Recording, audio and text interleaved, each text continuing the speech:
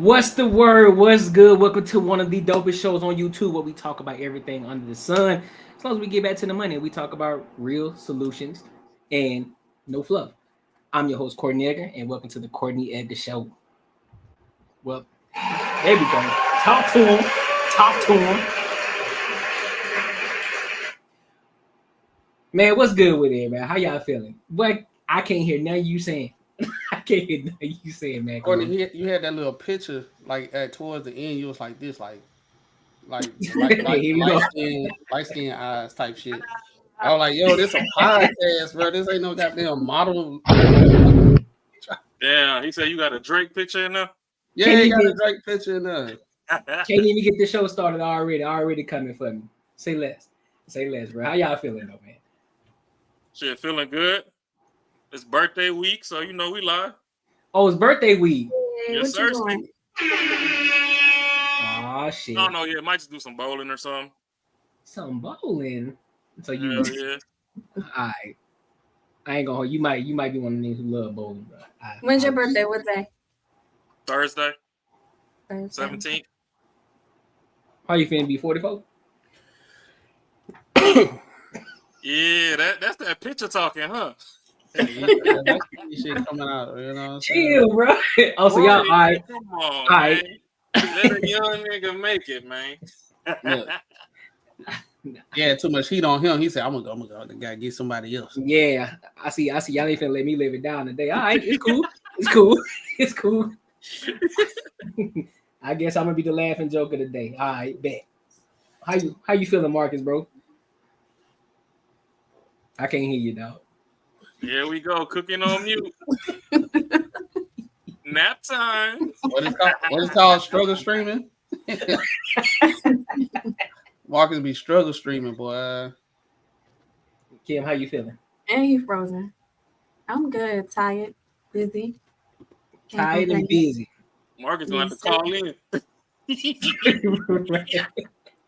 Let me translate it. Yeah, I think that's what's going on. Yeah. Man, y'all playing with me, dog. Dude. Right, y'all. Shut up, dog. What up, Snow Bunny? What up, Queen? Yes, make sure y'all please like, comment, and subscribe. Absolutely. So look, let's go ahead and get into it, bro. We got some fire topics for y'all tonight, but you know how we like to do it before we get started. Make sure you like, comment, and subscribe for the algorithm, and make sure y'all hit that bell notification. So we're gonna go ahead and dive into our icebreaker topic of the night. You know what I'm saying? Thank you to our main guy, Macaroni Tony, for sending us this topic. Yeah, man. So listen. Let me go ahead and preface it right now before we get into the conversation. It's not all black women, but it's Hey, bro, you ain't gotta make excuses, bro. It ain't even the excuse. It ain't even the excuse. So look, we're gonna get into it. We're gonna go ahead and get into it, and then we'll give our thoughts. All right. Say less. Here we go. In the grocery store who did not speak back to you when you said, hey, please understand, sir, be glad that you spoke to her and not me.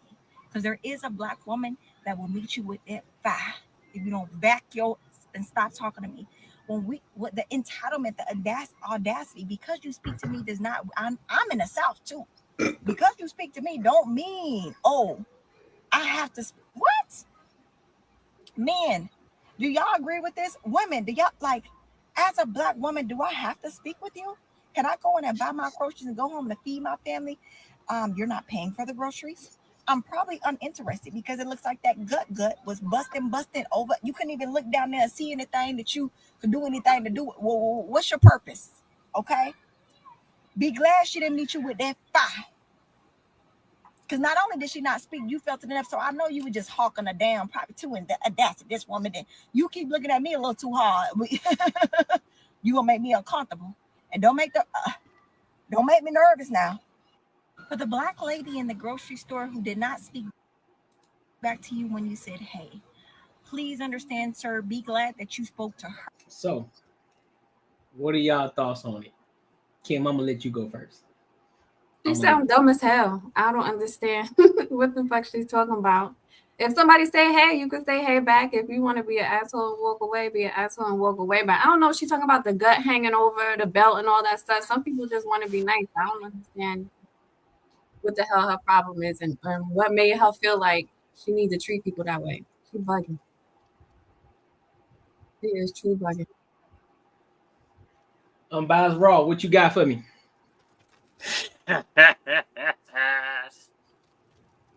Man, ever since folks start keeping them hands to themselves, the street showed them got loud.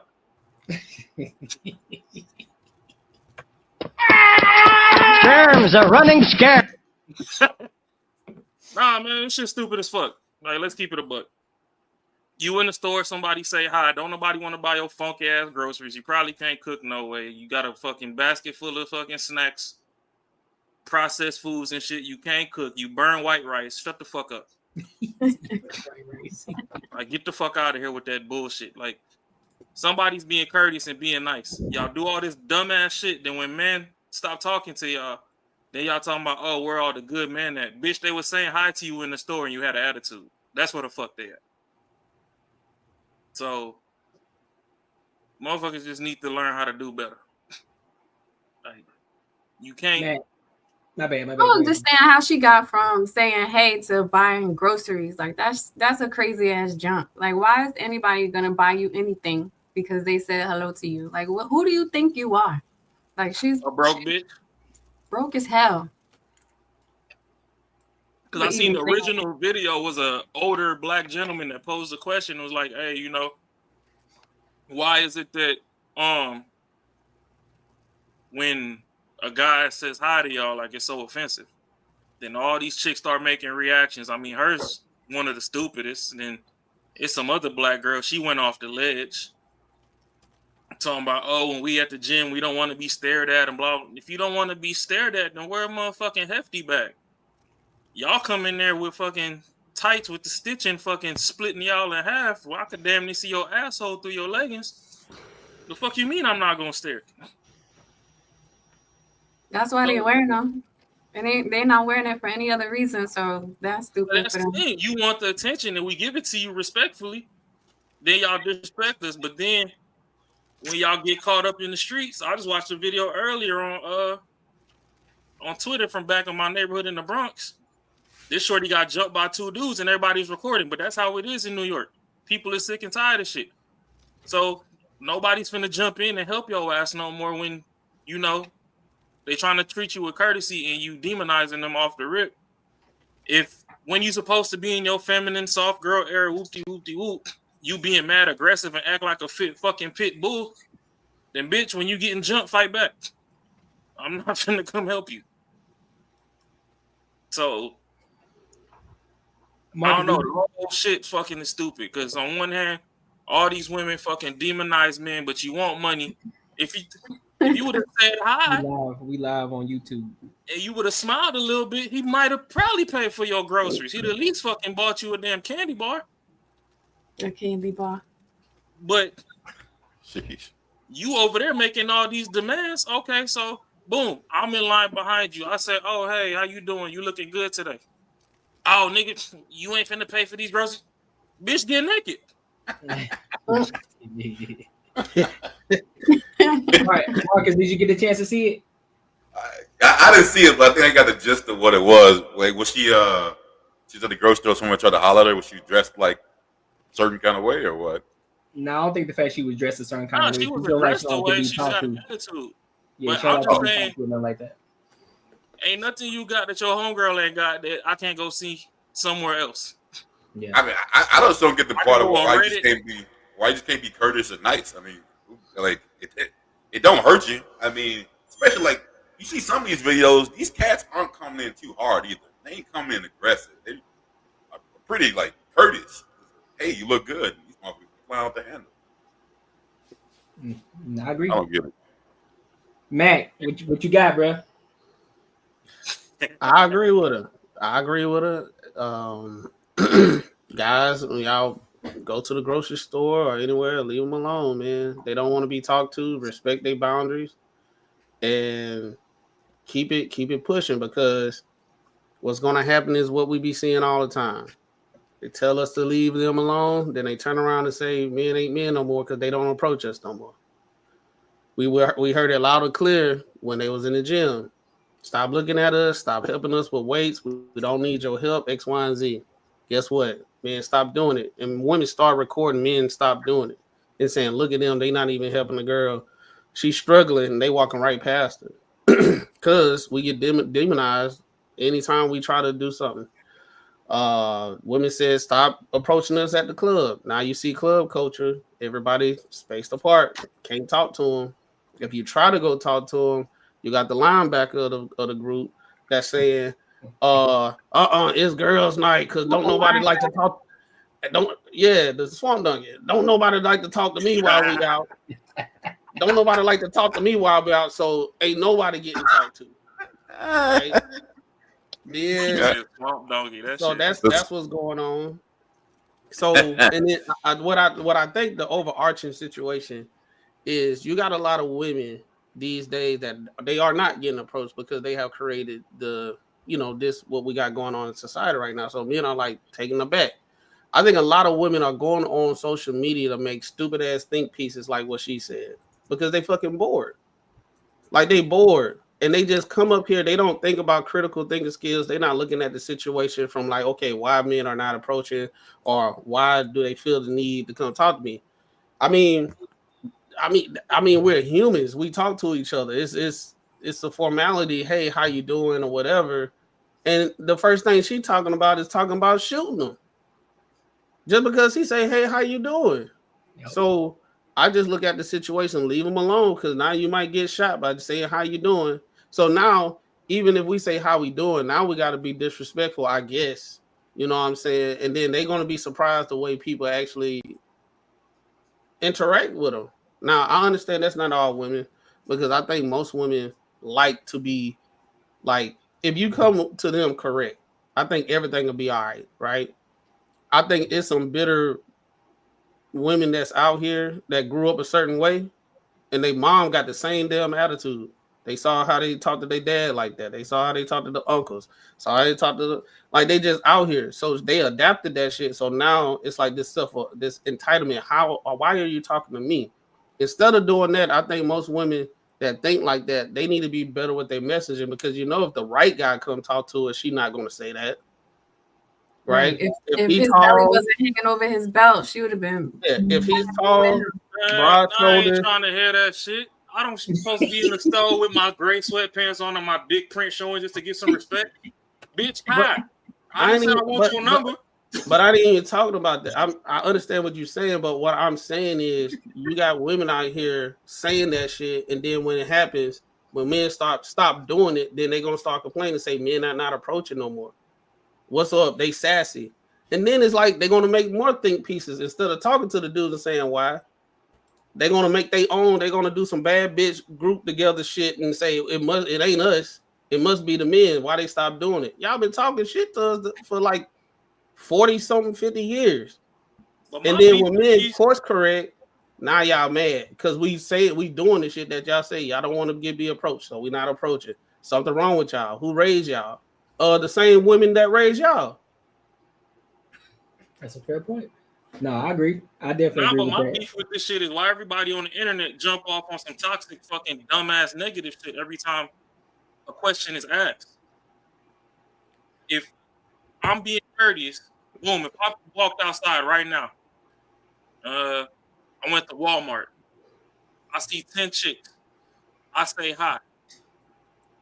If 7 out of 10 chicks is black, then all the black bitches had an attitude, and I come hop on the internet and be like, black bitches got attitude. Now you gonna get fucking Maria from the rural county coming out here talking about, oh no, it's not like that. Nobody in my family, nigga, fuck your family. Because when you go to the club, all your homegirls on the same shit, and you don't hold them accountable at that point. All y'all got up on here and do the same toxic ass negative shit, and everybody got time for that shit. Yeah, back in the day, boom. I'm from the projects. All the women that was respectable, I mean, back then it was still a community raising children, so, it was cool. But, you see a little single mama, something come home, you said hi. Granted, you was probably a kid. She said hi back. She was met you with a little bit of respect. Boom, you help her take her groceries up and all this other stuff. And who knows? I mean, women not toxic. You see all the women how they is now. You grow up a little bit, motherfucking tip of that motherfucking mushroom tip start bouncing off your kneecap. Next thing you know, she's throwing some ass on you. I mean, at the end of the day, though, I just look at it like this, bro. Just bag them up, bro, and send on their way. Them the type of shit. But I don't know if you remember a couple years ago in the hood, women was complaining like, "Oh, why men always aggressive when you shut them down?" This is why, because a man says hi, you like, "Oh, who the fuck you talking to?" Yeah, that's why you gotta leave them by themselves. That ain't why you could have been nice and be like, "No, I'm not interested," whatever, and they would still bark at you. So that's not. So when they bark, and then a guy meets them with their energy and be like, "All right, you little ugly ass bitch." Wasn't nobody trying to talk to you ugly ass? No. I'm talking about unprovoked. Y'all niggas be barking. No, but here's the thing though. Just leave them. Just when we be like, "Oh no, I'm good." Walking through the mall, that shit happened to me. Dudes start following me, start calling me all kinds of bitches and shit, just because I was like, "Nah, I'm good." And he followed me and my friend. He said, "Hey," and I was like, I'm good. I'm not interested. Like, I had something to do. I wasn't stopping to talk to him. I wasn't attracted to him. There was no reason for me to talk to you." And I was like, "Hey, but that come off as an attitude. If I'm walking through and you trying to stop me and I say, 'Hey, I'm good,' what I need to do, I have to stop and speak to you and make you feel good. At least when you say, "Hey, let them get something else off," and be like, "Oh, you know what? I actually am really busy right now. I got somewhere to be. No disrespect, but I appreciate it," and keep going. But when you like, "Hey, I'm good," and then it's like, "Shit, well, fuck me, then fuck you too, then." Like, I was about to tell you, I'm busy. I got somewhere to go. You might have had toilet paper on your shoe. You know what I'm saying? I'm not saying he was very obviously trying to holler. You know the difference. It's very obvious. Hey, was his pants hanging off his ass or what? This was back in the day, yeah. Hey, but it's a certain type. And whatever that little underground mall was, I was like, it's a certain type. I'm pretty sure he was that type. Whatever that. Hey, let me ask you a question. Mall is or whatever in Atlanta. Okay, let me ask you a question. Oh, in Atlanta.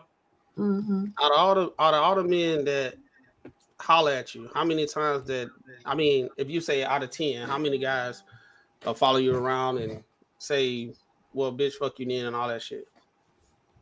It's happened several times. It doesn't happen very often. I'm just saying, if on an average day, average night, 10 guys come try to talk to you. Out of those 10 guys, what would you say in your experience that they do that? I wouldn't even say it happens every time.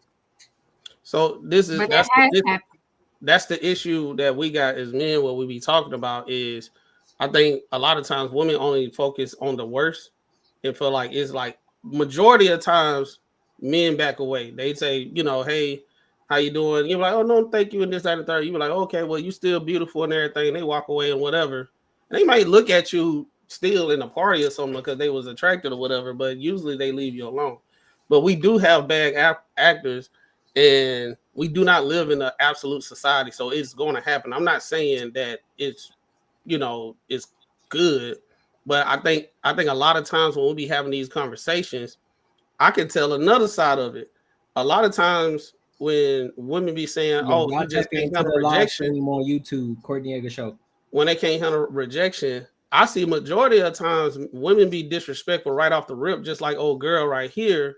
And then he say, "Well, fuck you then, bitch," and all that type of stuff. When she goes to this, and when she goes to tell her story, she leave all that out. She be like, he just couldn't handle rejection. I said, "No, thank you." And that was it. Now, I've been in a situation where I knew mutual people where it happened. I knew the girl and the dude, and I was there.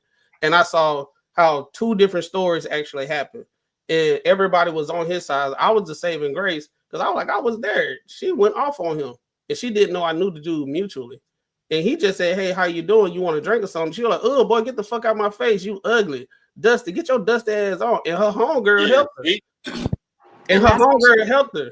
Right? So what happened was the homegirl was being disrespectful too. She said, no, get the fuck up out of here, blah, blah, blah, right? Time go on. They said, Clem, you was there. What happened? I said the whole thing. They were like, that's not what she said. She said, no, thank you. And he just went the hell off. I said, nah, it didn't happen like that. I see that happen way more times than when a dude say, well, fuck you then. It usually be provoked when I be seeing it. I'm not a woman, but when I be out, I see that majority of the time. Like how old girl in this video is, she talking about don't talk to me. Pow, you better be glad we ain't shoot you. They be disrespectful out here.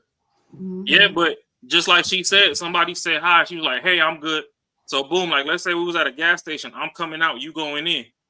I'm watching your car roll off into the street as you walking in. I don't know your name or nothing. So I'm like, hey. You like, hey, I'm good. So I'm be like, shit, bitch, fuck you then. That's why your car rolling off. It's finna get T-boned. Like, I was trying to help you out. You ain't even leave a gap for me to get my stress off. Like, you immediately just dismiss me for nothing, and I'm just trying to be respectful. See, that's the problem. That didn't happen to me. I done had that happen. But here go the problem, though. When we kids, our mama's gonna raise us and tell us to be respectful to women, do what this and do that. But then they gonna raise the women to be these little hard body ass creatures. They want to fucking walk around like armadillos, and the minute you fucking say something to them, they ball up and put their defenses on. So now it's a fucking confusion in the streets. I'm just trying to be nice to you the way I be nice to my mama, and you out here being a bitch for no reason. Then I'm growing up in a toxic environment with homeboys that's 5, 6, 7 years older than me. I'm trying to figure out why the hell they disrespecting women. I'm trying to calm them down, and I get to their age and realize, oh, we just live in a cesspool of fuck. So it's like, shit, fuck me, fuck you. We just live So it. my thing is, if you say, hey, at least leave a little break. And then when he start, oh, my name, whoopty whooping, be like, oh, you know what? You real handsome, whatever. I get it. But, you know, I'm kind of busy right now. I'm running behind on time. I appreciate the small talk, but I got to go. That come off a little more special than, hey, I'm good. And it's like, shit, for real? Like, you don't even know what I'm trying to tell you. Like, that motherfucking tampon street might be hanging out. I'm like, hey, tuck your tail back in. Huh? He was definitely trying to holler in my situation. I'll tell you that. No, I know that he's trying to holler, but at least give him some room to, you know, say something else instead of just, hey, I'm good to keep walking. Because that, for people that's trying to be respectful, that comes off as disrespectful. And I can't talk for Courtney and all the suburb folks, but I know coming from the hood, it triggers an aggression. It's just like when they tell you, hey, if you see a dog and you don't know, we're not responsible for your triggers. That's why I said you gotta leave it alone, bro. Safety. And if people ain't there around to keep you safe, you ain't no telling what this person could do. Because we done seen all the videos where, oh, somebody snapped and they done went off and they like, oh, why are men putting hands on women and shorty in the body bag and all this? It's little stuff like that. And I'm not saying it's right, and I damn sure know that it's wrong, but at certain times your temperament also keeps you safe. We seen the video last time that we reviewed where dude was trying to talk to shorty outside the club and she read him up, down, left, right, and center, mama and all. It's like, I don't give a fuck if you having a bad day. I just said hi. You look cute at the moment, be it bear goggles or what, because sometimes motherfuckers be saying shit and they just drunk. No, that's what I'm saying. At this point, bro, you just gotta let it go. Don't even put yourself in that position. Like, you know what? I'm gonna let you fend for yourself, shorty. I ain't gonna speak to you. But that's the problem. Nah, it ain't, because now because here's the thing.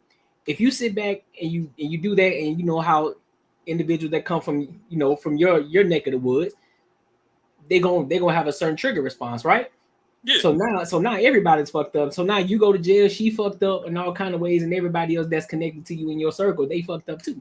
So not you, Kim, and not talk about anybody on the panel. Yeah, we ain't talking about the panel. Yeah, but the women that speak like she's speaking, nah, let them feel for themselves. Like, all right, bet. I ain't gonna say shit to you. I'm gonna walk right past your goof ass when you try to say something to me. Nope, I'm good on you. I'm gonna keep pushing. I'm not saying nothing to you. So then they're gonna come right back on here, crying, hooping, and hollering, talking about, well, how come these men ain't talking to us? They're not chivalrous anymore. Nah, you said it before. You don't want men talking to you. So guess what? We're gonna adapt, we're gonna adjust, and we're gonna go talk to Maria. and we gonna talk to Sarah Beth. Sarah Beth not gonna say, hey, now you're gonna be pissed off. But so it's gonna be a whole other situation. We on the pod. I'm not finna be like all these other echo chamber ass podcasts. I feel and fucking just say some dumb ass shit. Mm-hmm. If we gonna fix a community, let's actually put some fixes out there. I was born in the Bronx. I grew up with the Cardi B's and shit. I know how firecracker ass bitches is. But even then, not all of them gonna dismiss you off rip. But at the same time, you got people dealing with their own traumas and stuff, and you can't tell how they'll react to it. So you like, oh, all she did was say, hey, I'm good. Now this dude jumped on her or whatever, and you don't know what the hell triggered that. But if you would have been a little more soft, even if dude did jump, then boom, everybody else is inclined, because now being soft, that feminine energy, it also activates a whole lot of masculinity in a lot of men. But I gotta disagree though, bro, because at that point, if you saying that your trigger response is based off how she reacted to you, that's on you, fam. That you choose to respond. That's how you. If you respond negatively towards her because she came at you sideways, that's on you the way you respond. Because I can easily say, all right, damn, I see how it is. I'm just gonna keep it pushing this way. I see what type of timing you on. But now you got the guys who want to crash out because a shorty just embarrassed him in front of the homies or whatever. Like, all right, it is what it is. Yeah, so but you just gotta pick. You gotta pick your I think what Raw talking about is like, in a real world situation, you don't know what people going through. So it's it's one of those things where, you know, I was taught always respect people. If somebody speak to you, speak back. If somebody say, hey, how you doing? I say, I'm doing well. How about yourself? Because that eliminate a lot of that frictions type stuff. So I think what Raw is saying, like on some real stuff, you don't know how these guys are raised. He probably was raised with his sisters and they fought all the goddamn time. And then she did something and it triggered him. Okay, fine. That's something on him. He got to go to therapy for, but he's not in therapy. And it's finna happen now. You know what I'm saying? That's why you try to do conflict resolution before you even get to that.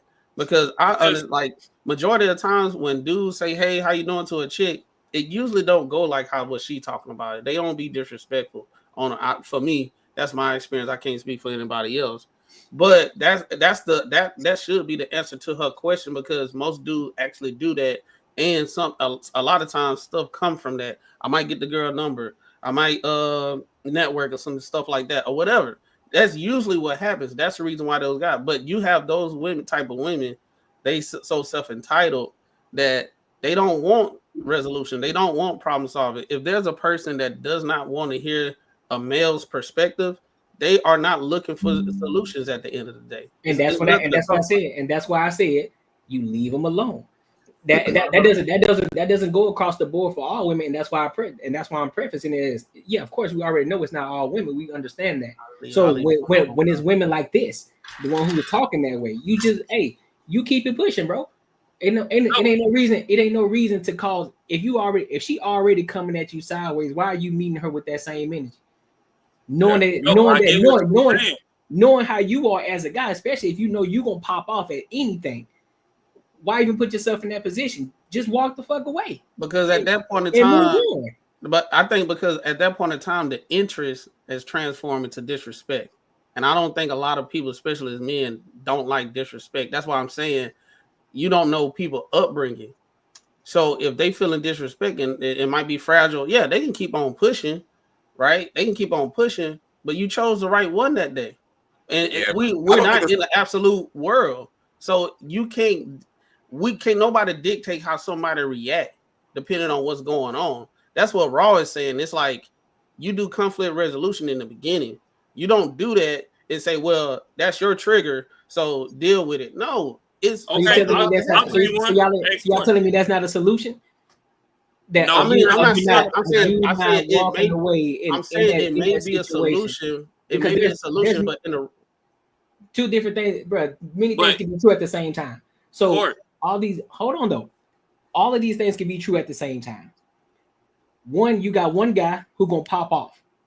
You got another guy who may understand, like, all right, bro, you know, it may be the time. I understand what's going on. I'm just gonna walk the fuck off. Then you may have a guy who may not pop off, but he gonna say something back. He may just say, hey, that shit was disrespectful what you just did, but I'm gonna let you slide on that, and I'm just gonna keep it pushing. 3 different things can be true at the same time. Am I right or wrong? I'm not saying you wrong, but what I'm saying is, women nowadays on the internet, they crying, "Oh, men don't protect us no more." Here's my form of protection: be a little bit more respectful. Now, being the video that we played, Shorty jumped off the toxic deep end. I'm from the hood. I'm gonna jump into toxicity with you. A lot of reason why y'all heads get knotted the fuck up is because y'all get the ring in y'all neck and doing all this extra shit off rip. You don't know who woke up that morning ready to crash smooth the fuck out for no reason. And this is one of the reasons why a lot of women, and I can't speak for her specifically, but there's a lot of women that don't want to be approached because we don't know what we're going to get on the other end if we tell y'all we're not interested. But regardless of how, it's regardless of how. I've had people, you know, I tell you, no, we have a little conversation, be like, I'm not going to give you my number. I'm not interested, whatever. And then they continue to follow you, especially in the club. They'll continue to follow you and try and hunt you down and keep going on. And then they start getting the attitude. You don't know who you're going to get. That's why you got to have the swamp donkey there. They see, but here go the thing. So, you stupid as shit. But here go the thing. So in the club, y'all got to be together. In the club, depending on how late it is. He's got a nobody. Depending on how late it is in the club, motherfuckers already gone off that liquid courage. So they not even they in get there started right early. It don't matter what time. But no, I know what you're saying. Like, I've been around it, but at the same time, see, everybody talking about, oh, I want a man to put me in my feminine energy. No, walk around feminine and all the masculinity gonna come out of the people around you. If we see, okay, boom, a dude walked up to you, you kind of, your body language already giving irritated, but you just let him breathe. He say, hey, you like, hey, you know, how you doing? Then he start getting wild aggressive. Everybody else, their antennas is up. Now they watching like, okay, what buddy finna do? Is he gonna walk off? Like, clearly she not interested. Like, the body language says she not. Yeah, she talking back, but what's going on? They more inclined to come over here and be like, hey, bro, she not going tonight. Like, find somebody else. So you saying y'all would stand then if the girl I'm is not. But if she masculine presenting, like if she's got like if she an masculine, attitude back, you're not gonna help her out. I gotta get home too. If she masculine, I'm yelling world star. It is what it is. If she's feminine, I might walk up over there and like, hey, bro, just go ahead and get up off her. That I don't know. Hey, but what y'all talking about? What y'all talking about earlier? Y'all talking about earlier, like if you don't know who you running into, but like, you know, if a girl is cursing up and say, no, I'm not interested, you should be able to walk the fuck away. Like I understand you should, like, you want to hear that person probably wants to hear someone engage talking points. Hey, but no, here you go. Engage in the hood is trap stars. They in the club. Ain't nobody with a 9 to 5 in the club every weekend. These niggas is emotionally unstable in the third. We get that. Believe me, I get that. But it's still the same thing. Like with me, comparison to men. I think the most comparison that would be is when you run up on a bum. He asks you for money. So I can say, yo, bro, I ain't got no money. He'd be like, hey, man, I know you got it. You know, am I still supposed to sit there and engage in a conversation with him? I already told you I ain't fucking got it, bro. Like, we're good. Like, I was cursing up to say I don't have it. But you didn't get what you wanted from me. Yeah, but he heard that I don't got it all day. So I'm going to tell him straight up. Hey, bro, respectfully, I done told you I ain't got it. And that's exactly where you should be. And come back out. But just know when I say I ain't got it for your ass. Yeah, that's what I'm saying. So, hey, like, responded back. So if a girl says, hey, no, I'm cool, you should be able to just walk the fuck away, man. Just like, fuck it. Nah, I mean, it may not have been the answer that you wanted or someone else wants it, but fuck, I mean, they should be able to walk the fuck away and be done with it. But here go okay, so boom. And I'm sorry to drag the topic out. I know this is supposed to be the opener, but thanks for rocking with us. Hit that subscribe button, hit the like, jump in these comments, and let us know what's cracking. But here go my thing. Boom. Since we want to really get on all this extra shit, when Kevin Samuels was still breathing, half these women knew they was on some fuck shit. But they talking about they don't want to hear it come from Kevin because of the way he delivered it. It's the same thing with the women. The way you deliver your fucking speech determines the response. It sucks. But at the end of the day, humans are still primal species of animals too. So if you gonna trigger this motherfucker's animal instinct by being rude, I'm not even gonna lie. if a girl just said I'm good, I might say fuck you too, and I'm still gonna walk off though. I don't keep engaging her. I might give him a little feelings hurt. I'm still gonna walk the fuck off. Hold on, when Kevin Samuels, he gave you chances before he went off the rails. He gave you because he'll check. No, he checked you first. He said, "Hey, now we ain't doing it of it. But if you keep continuing, then that's why I'm gonna drop your level and I'm gonna check and I'm gonna show you something. That's the difference. Matter. What you mean? So look, so that's conflict resolution. Women that called into Kevin Samuels wanted to talk to Kevin, right? Yeah. So boom, if I get on, if I'm Kevin and Kay call in, oh hey, how you doing? Boom, and she like, oh hey, it's finally nice to speak to you. I can already hear that. Okay, this shit ain't gonna go the way we want it to go. So now we get into the conversation. What y'all saying right now is when she came in just on some fuck shit, he was supposed to click her off the camera right then and there. Which I get it. We've matured enough to be at that point. But a lot of people in the hood, they're as old as their first trauma. If your homie died when you was 8, a lot of people mentally don't grow up past 8. If bitch broke your heart at 14, a lot of them motherfuckers stuck at 14. So you got motherfuckers that's 44 but 14 mentally, and you coming out here on some attitude shit. They doing some shit they was still doing on the playground, and you wondering why your safety in jeopardy. All I'm saying is you can de-escalate 80 to 90% of things just by having a little 2 to 3 minute inconvenience of being nice. That's all I'm really driving at. But that's but again, that goes what I'm talking about. No, I still understand, but I'm saying, but it still goes back to the point of the conflict resolution. That after all, you said that they come back from these traumas. But if we're having a solution based conversation, this is the solution. Like, hey, listen, I understand that you want to go off the rails because Shorty said something slick to you, but at the end of the day, you check the shit first, and if the shit continues, then you escalate from there. It's like, all right, look, I already told you once, don't come at me this way. But the second time you do it, I'm applying a little bit more pressure. But then after that, if it continues, then I'll go off the rails with you because I gave you chances already. That's conflict of escalation right there. But you've already gave the solution. Like, hey, look, I tried. So now, okay, check this out. I gave you a reason. If Kay pull up to the mall, I seen her in the parking lot. She hop out the car.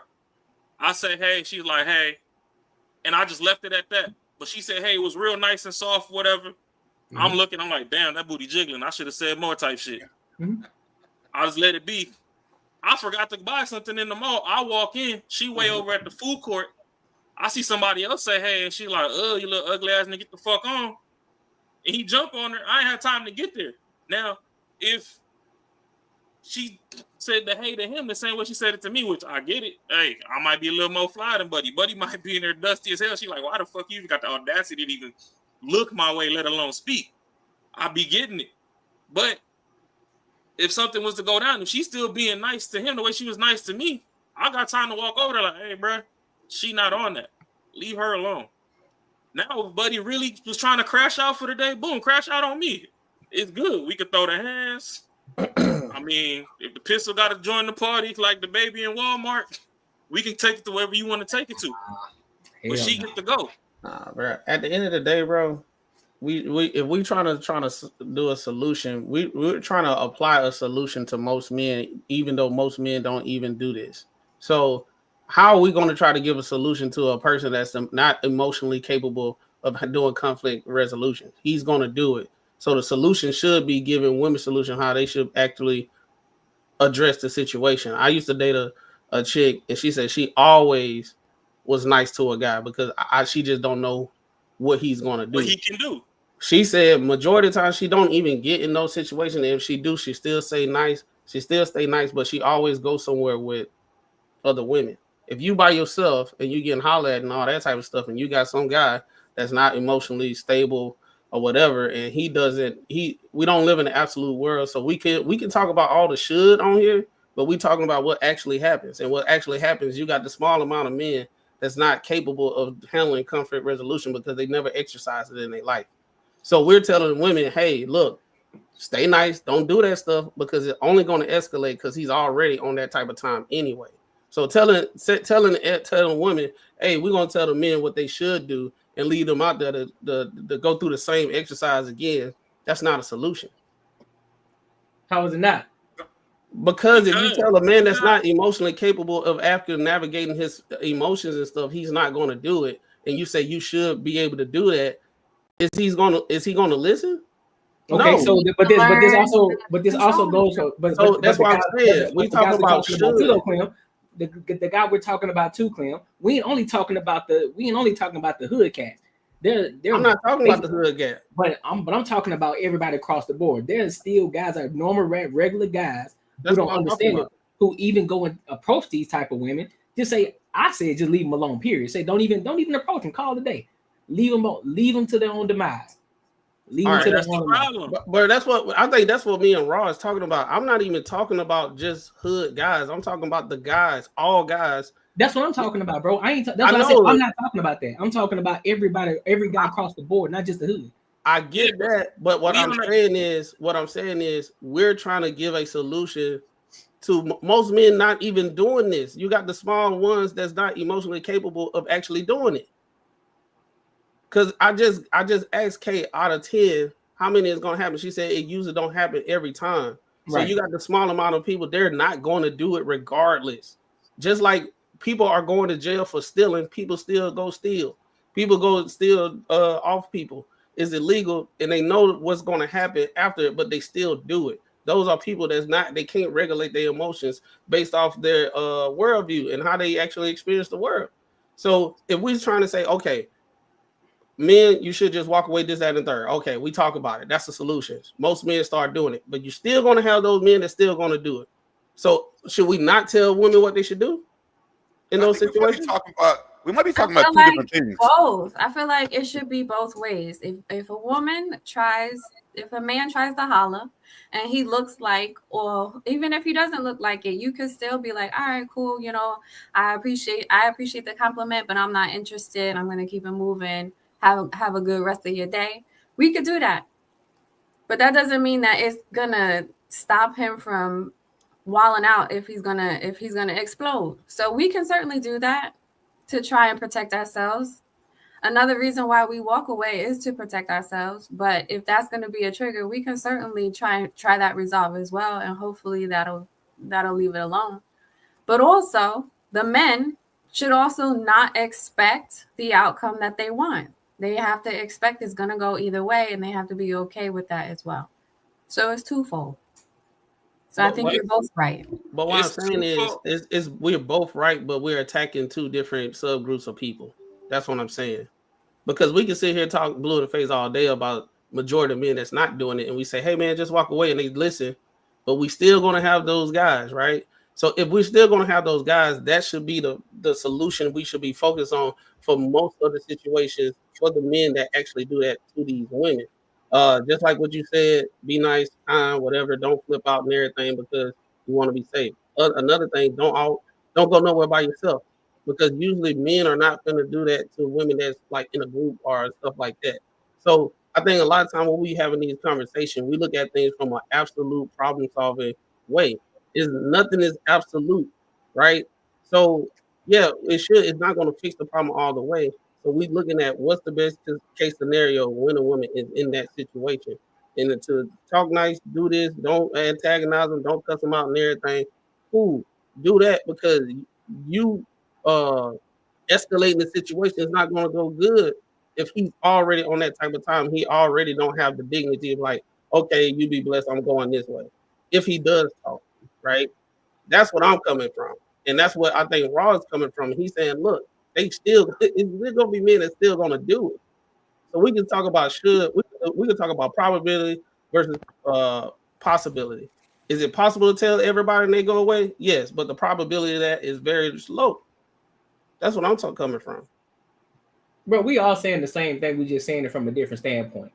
We're all saying the same exact thing, bro. Yeah, like, but nobody. If you referring to women like the women in that video, yeah, they deserve whatever outcome they get if that's the type of energy they on. So you got to give the energy that you want to receive at the end of the day. And that's my point. That's my point. I'm saying those type of women, just lead them to their demise. But that's the thing. All I'm saying is, them. If that woman is doing that, you get a bunch of dudes. We on the back end of a single mom epidemic. A lot of these niggas don't know how to control their emotions. The world is set up for fucking women. Even this educational system ain't set up for boys. Boys ain't supposed to be sitting the fuck down for 8 hours a damn day. That's why they always in detention and shit. So if a dude, her reality is 1 out of every 20 dudes is like that. The dude reality is 1 out of every 15 or 10 or 8 chicks is actually nice. So all I'm saying is the lines get blurred when she, and I'm just using your situation as an example, okay? Okay. But when this shorty get on there and she's saying her dumb shit, it's another big back fucking brunch bandit ass black bitch on fucking TikTok saying some dumb ass shit. Brunch bandit. I like that one. Saying all this stupid ass shit. And then she comes and her response doesn't necessarily have an attitude, but the overall collective of the experience is adjacent to the other shit. Some of these motherfuckers snap. Let's face it, some of these motherfuckers was D students. The teachers were putting them through their classes in school just so they could stay on the football team and shit. These Okay, hold on. fucking aggressive. So how do y'all feel, or how would this man feel if the big back brunch bitch shut him down and he was talking to the other girl? That's gonna escalate it too. I don't think it's about shutting down. Her just being there is kind of like de-escalating the whole situation where a guy would try to talk to the chick, and like, because I know us as guys, if she by herself, yeah, we'll probably go try to talk to her. If she with a crew of girls, majority of the men, there's some men they smooth and they got charisma and everything. They can talk to both of them and do what they got to do. But majority of the time, dudes try to double team and try to talk to her, get one to look this way, this, that, and the third. It messes up a lot of the easy flow of conversation of saying hi. You know what I'm saying? If you got just being there with friend, keep it with you. That's your Suge Knight. Yeah, y'all are ridiculous, yo. I'm just being dead. But that's what usually happens, right? Just like if a dude is walking with a girl, majority of the time, dude is not finna mess with that girl at all. Majority of the time, unless they on some. Kim, they you saw it straight up when me, you, and Stefan went out. You like, no, go on, you girl. Yeah, you saw it straight up when that shit happened. You're like, I can't believe she did that. That's what happens all the time, man. Yeah, I didn't realize y'all up against that type shit. Fucking insane. Just to wrap it up, all I'm saying is, women, if you can, be a little bit nicer. You don't know what these fucking men is going through. They stronger than you. There's a lot of compromising situations. If ain't nobody else around that could protect you, just try and be as nice as you can till you get back to the cop. I'm gonna just leave it at that, because I get where Courtney coming from.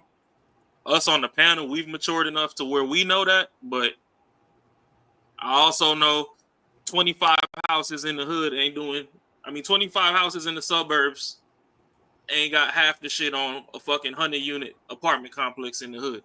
It's a way lot more emotionally unstable fucking crash out men than there is the stable 9-to-5 working ones. When y'all go to the club, y'all go to these nightlife environments, a lot of motherfuckers that y'all with is trap stars and the worst of fucking society. We get online, we talking about where the good men at. The good men at fucking work. Listen, when bro, the good men looking for these women, they not trying to talk to you after we know that y'all fucking baby daddy fucking in the feds doing fucking 10 to 30 for some dumb shit. So this is where everything fucking get colluded.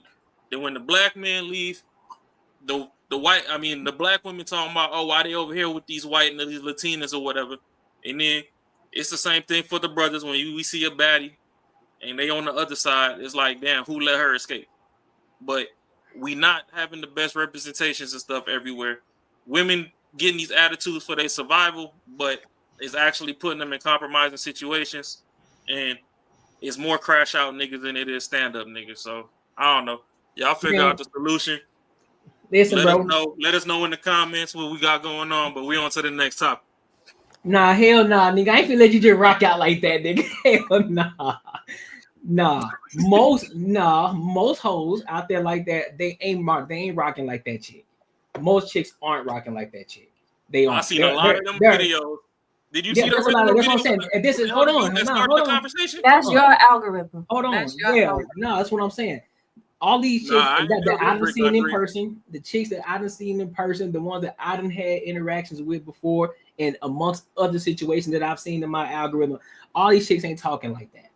A lot of these chicks aren't talking. That's a subgroup of women that's acting like that. And those are the ones, as I said before, and I stand on it, you leave them hoes alone. Let them fend for their fucking selves. Because if, like you said, the crash out cats that you know in the apartments, you know how they gonna react to it. So all right, man, you want to fend for, you want to talk crazy to them, go ahead, do your thing. That's on y'all. But I know the women that I come across in the areas that I go to, they ain't moving like that. So we already understand. Listen, if I say hey to you, say no, it's okay. I'm not interested. I got a boyfriend. All right, cool. Hey, look, I appreciate you though, and I keep it fucking moving, dog. Them hoes, you leave them to their demise, and it is what it is, bro. And then they gonna, like I said before, they're gonna be back on here talking that same talk with a good man. I said, well, I'm showing you in the wrong areas, because the men that you talking about, yeah, we don't rock like that. So that's what it is. So it's two things to be true at the same time. You got niggas that's gonna crash out. You got niggas who ain't gonna crash out. You got hoes that's talking crazy. You got hoes that ain't talking crazy. But yeah, make sure y'all like, comment, and subscribe for the algorithm, bro. Hit that bell notification, bro. Hit the bell notification, bro. So look, listen, that ice break, that was long. It took a long time for that fucking ice to melt. Because that's supposed to be an icebreaker. So we 50 minutes in, almost an hour. I love it. So look, I fucking love it. So look, we'll go to this next topic, man. And it's kind of on the other side of things right now. So two lesbian couples, they were in Barnes and Noble, and they see a lot of propaganda going on with, a lot of these LGBTQ plus books and everything like that. So we gonna watch this video, then we'll get into it. All right. Yeah, I'm loving this. Oh, let me pull it up. There we go. Okay, we're in Barnes and Nobles, and there's a kids book section, a gay kids book section, and this shit is crazy. Look at this. Okay, there's the gay BCs, right? Bye bye binary. Bye bye binary with a mohawk on a baby. Gay BCs, you're not ready. Okay. What? Gay. I beg your pardon. B is for crazy. We're gay, but this is crazy. Coming out. What? For a baby? Okay, E is for equality. We'll take that. F is for family. Okay, we're getting better.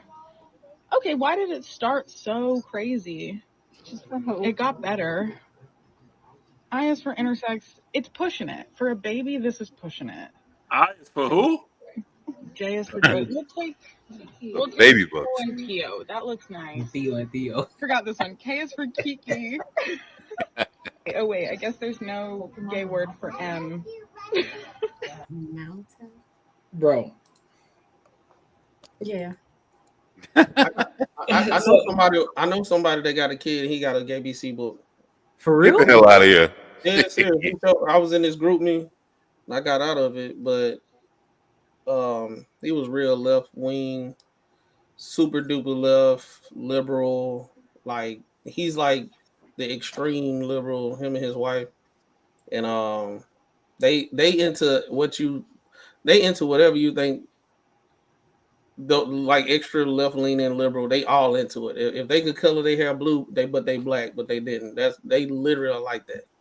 And he showed a gay BC book, and like everybody in the group was like, ain't nobody say nothing because they already know he'll go the fuck off. So yeah, he teaching his kids gay BCs. That is insane. That shit is crazy. Yeah. That's crazy when you see stuff like that online, but then when you actually know somebody, I was like, yo, wow. So is he like in the closet gay? Nah. Ain't no way he can't be. By the JBC book. Man, he gotta be, bro. He gotta be on the cover. Nah, he not, bro. I promise you, he not. He's trying to fit into something.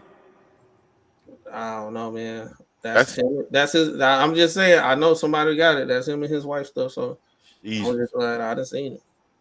There's one way to be supportive and accepting of all people, but to push this on children that can't even really read, to put all this shit in there, that's way above and beyond what they need to be learned about. They probably can't even spell any of these words. They're not thinking about sex or relationships or anything like that as of right now. And if they have gay parents, they have gay parents. They've already accepted. Like, they don't have a problem with it. You don't see any kids books for straight or heterosexual relationships. Like, this shit is nuts. I don't understand why they would push a book on it. Yeah, like this. They ran out of information. Like, why are you going to throw a mountain in there? What are we doing?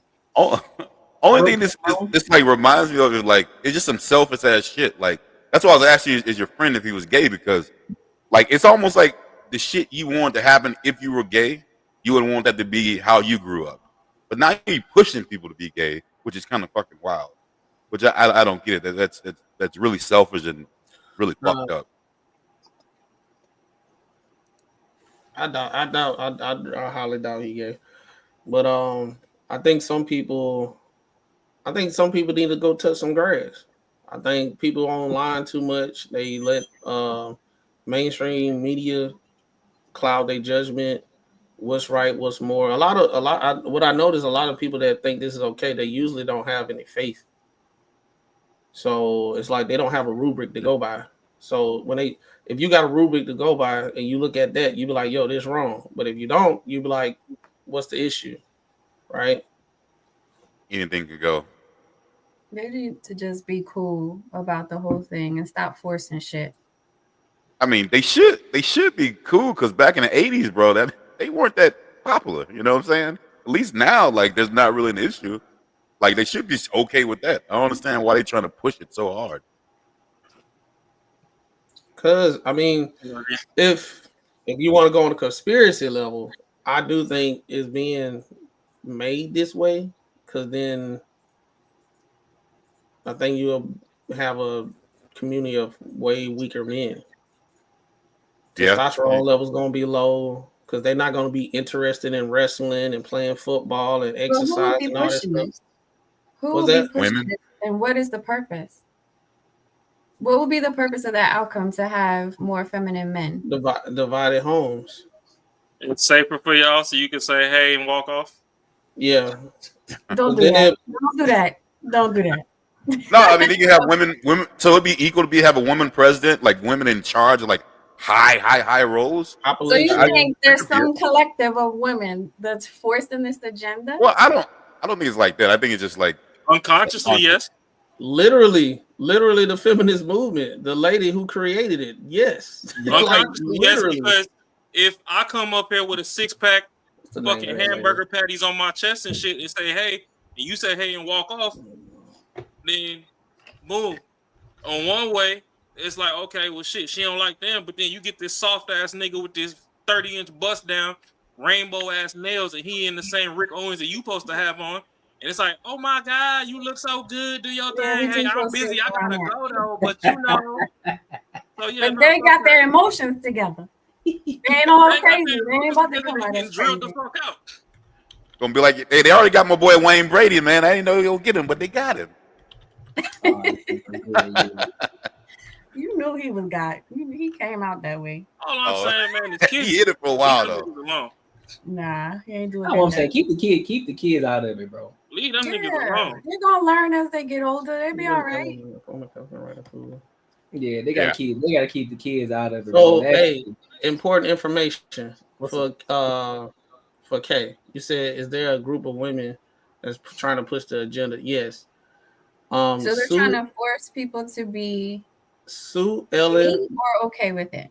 Sue Ellen Browder, a former cosmetology writer who recently called out her own work at Cosmo propaganda aimed at promoting sexual revolution agenda under the guise of feminism. So that included. Oh yeah, I seen that shit.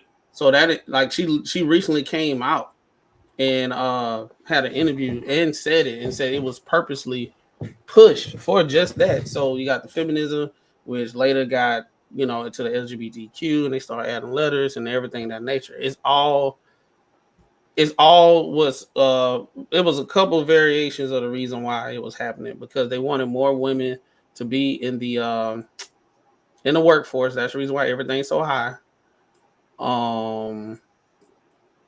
Also with the LGBTQ, you got population control or whatever.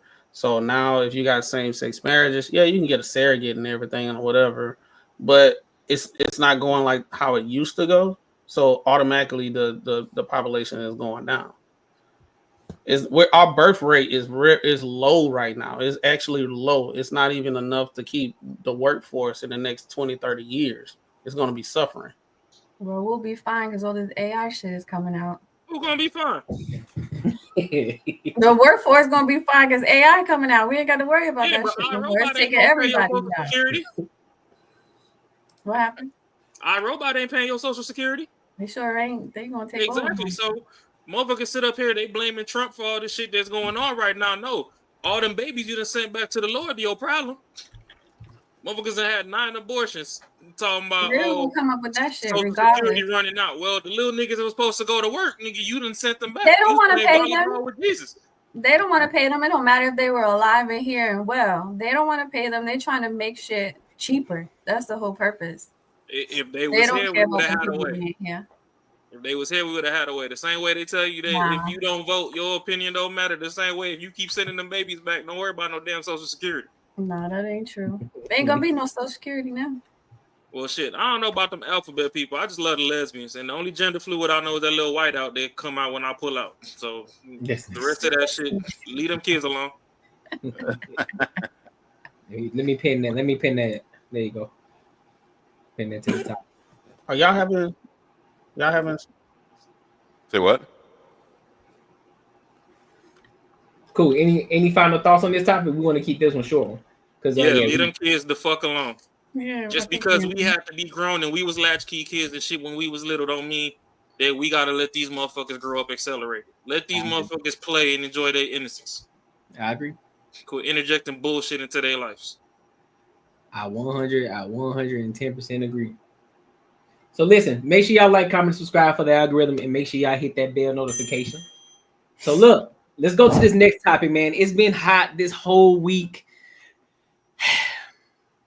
McDonald's employee stabbing the manager in Detroit. Yeah, we finna get into this one. We finna get into it. Shit finna start getting hot now. McReal coming back, and guess who ain't getting none? So look, let's go ahead and get into it. Make sure y'all like, comment, subscribe, and hit the bell notification, man. Let's rock out, man. Keeps on like put it early today by the same person. I'm telling you, she's a bully. This shit isn't funny. She needs to understand that just because she's a mother and got children doesn't mean that she can come in this store, disrespecting people, talking to them like everybody's beneath her. She has no respect. And it isn't funny at all. Like, seriously, man, I got shit I got to take care of. And she keeps sending me home early. It's not funny. She's playing games. And then all day, throughout the day, she keeps sending her little racial shit. And then throughout the day, she keeps on like putting. Now hold up, before we get into it, I got another portion of this. She got to remember these cartoons. What the fuck is that cartoon? A mother stabbing. Well, she look like she a Kids Next Door, but it's another joint I'm trying to remember. Rocket Pop. Manager killed in the middle of the morning rush, and police say it was another employee who did it. Jennifer Harris was working her shift this morning when she sent an employee home early. Thank you so much for joining us. I'm Kimberly Gill. And I'm Ty Steele. Police say that employee left and then came back and killed her with a knife. This happened at the McDonald's on 9 Mile West, west of Kelly and East Point. Noel Frio is live with the details. Noel, we hear a Good Samaritan stepped in and tried and stop this. Yeah, that's right. Police say that stabbing happened near this drive-through window behind me. And they say a customer who was in the drive-through stepped in and stopped the suspect from fleeing the scene before police arrived. We've now learned that the victim was a mother of 6. Employees described the terrifying moments inside a McDonald's after a worker attacked a manager with a knife. Police say the employee had been in an argument with the manager that ended with her being sent home. She left for 5 minutes. She came back with a mask on her face And the only thing I seen was her hands. That's how I knew it was her. Family of the victim identify her as 39-year-old Jennifer Harris. She was stabbed multiple times before a customer in the drive-thru line intervened, holding the employee at gunpoint until officers arrived. He had her sitting down there about in the parking lot next to a vehicle, and he had the gun pointed at her. That's when police and all them rolled up. He did the right thing. He showed, so to speak, heroism. And we really appreciate his assistance because, like I said, otherwise we would have a dangerous criminal right now in public and we would be looking for her, but who knows what else she was gonna do. Family of Harris described her as selfless, a hard worker who worked to provide for her 6 children as a single mother. She was the best mom anybody could ever ask for. My mama, she woke up every day and went to work for us. My mama died trying to take care of us. Her children now in shock at how such senseless violence could have ended their mother's life. A hard-working woman, so kind. If anybody needed help, she would give you her last, give you the shirt off her back. She did not deserve that at all. And police are asking that anyone with any more information on this incident contact the East Point Police Department. We have that phone number in this story at clickondetroit.com. Live in East Point, Noel Friel, Local 4. So heartbreaking. All right, y'all. What's y'all thoughts on this? Shit. I don't know if she thought it was gonna turn out just like what's his name, Carmelo Anthony. To me, it seemed like it was premeditated, bro. She was making all those video recordings, kind of like to back it up that she was getting fucked with, and like she was waiting on that one day. I don't know, man. These people need to understand fucking reality, bro. I don't get it. Like, you throw away your whole life over some shit. You can just go get another fucking job. Like, I don't get it, man. She that type of chick that I ain't even gonna say chick. I'm gonna say person that need to go touch grass. Yeah, you need reality. Like straight That's up. real. I think you got some people so unhappy in their life that they projected to other people. Let's say the manager was an asshole. I done had the most asshole manager I think I could ever think of, and I never thought about killing her. Well, offering her. I didn't literally, like, I can't wait till I find another job so I can stuff it in her face. All right, saying, look, I'm out this thing, right? That's my get back. But you got some people that's real unhappy and they online, and she was making those videos because guess what? You had other people hyping her up, saying, yeah, that's a B word, go ahead and this, that, and that. She a B because she was just saying her version. So in her mind, she thinking she right. Because and don't nobody know, she could have been an ass worker. She could have been trash. And she had to get on her ass because she a trash worker and she don't know how to take criticism. But at the end of the day, none of it warranted to kill somebody. I could tell by that hair. She was I wouldn't have hired her. I would have been scared that she would have did that. You can't trust nobody with, like, I understand women, they have different color hair, bet. But like the hot pink. Not that was burnt orange she had in her hair. Or whatever she had in there, man. That you really walked outside with that. No, but she shouldn't have killed. She gotta deal what she gotta deal with. That lady was she was a family member. She was a mother. She probably had a boyfriend. She was an usher at the church. Look at this tag right here. She was an usher at the church. She the usher at the church. So you didn't kill somebody because you mad because she telling you ain't flipping burgers fast enough. You know she got that attitude because, hey, why I'm black. Why you treat me like that? You know what I'm saying? Yeah, get your ass to work. No, you going home. Like, she got no skills. She couldn't go nowhere. That's the reason why she was mad. The best she had was flipping burgers and dropping fries and mopping that damn floor. That's all the skills she had. Yeah. So she couldn't go nowhere. So because she unhappy with her life, she took it out on somebody else, which is unfortunate. Do we know if she was a new manager or how long she been a manager? Do we know that? Nah. They said she's been doing it for a minute. Yeah, I mean, do you think these people know what like consequences are? Like, I mean, do these people even fear going to jail? I don't think they care, bro. She's I not don't, thinking about that. yeah, she She's wasn't. caught up in her emotions. Man, she wasn't thinking about that. Yeah, that's just. I don't know, man. I don't know how y'all feel about it, but that is, I think, would be anything. I think the worst thing that ever happened in life to me be fucking locked away like a goddamn caged animal. I don't know no other way to even explain it. That would be the worst thing that ever happened. I don't understand how people put themselves through these situations that is going to happen to you. That's literally what's going to happen to you. Especially not over no burgers, bro. Fuck no. Hell no. Man, I'm not even trying to kill But somebody you for don't know who somebody else. she was up against neither. Like it reminds me of what's that new Tyler Perry movie? Raw or some shit. Oh, you talking about the one with Taraji? Yeah, she might have just snapped. She might have had a fucked up ass situation that she was struggling to get through. And maybe this woman wasn't treating her well, and maybe there was issues. Now, I'm not saying that what she did was okay in any way, but she could have just snapped that day. All them pictures, all them videos that this chick done made beforehand, Nothing about that. she ain't got shit going on. How many videos she made? Yo, you know she stabbed someone else before, right? She can stab somebody else before, Chucky mask in the goddamn playpens and shit. Nah, that bitch was on the spectrum. Oh, she should have been locked up. She was on the spectrum. That bitch, nah, she Oh, she had a Chucky mask stabbing people. She stabbed someone before. That bitch need to be in the white coat. That's And what when she she locked up, she needs some mental health. She needs some That bitch medicine. needs to be in the white coat. And that's crazy, man. You know, someone had to see that shit. No one ever had her admitted or whatever it is to like prevent these sort of situations. This was McDonald's. She How need they to be a- hire her with that?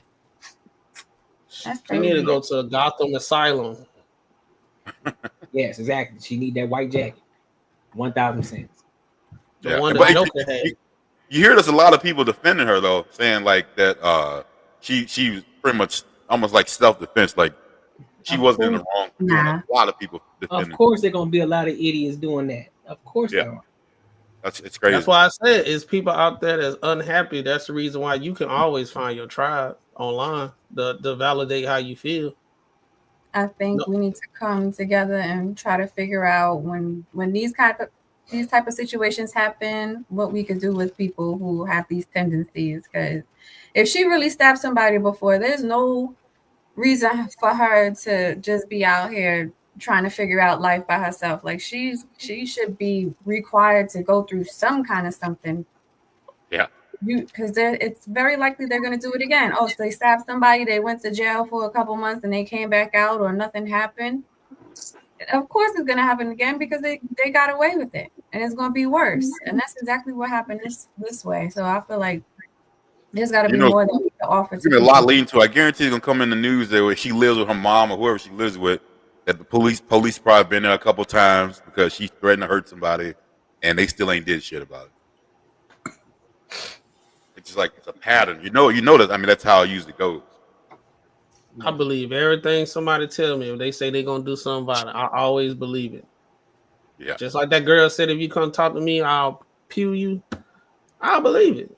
And she probably one of those girls that then she already stabbed somebody. She probably at work told her that she was gonna do something. Yep. Yeah, they said. I think she said in the video. I think it was either her or the employee they heard that she said she went off when she told her to leave. She then said, "I'll be back." What? what you coming back for? Ain't no reason for you to come back. What you coming back for? Nigga, I would clock out. Left. Like, hey, I'm about to go on break.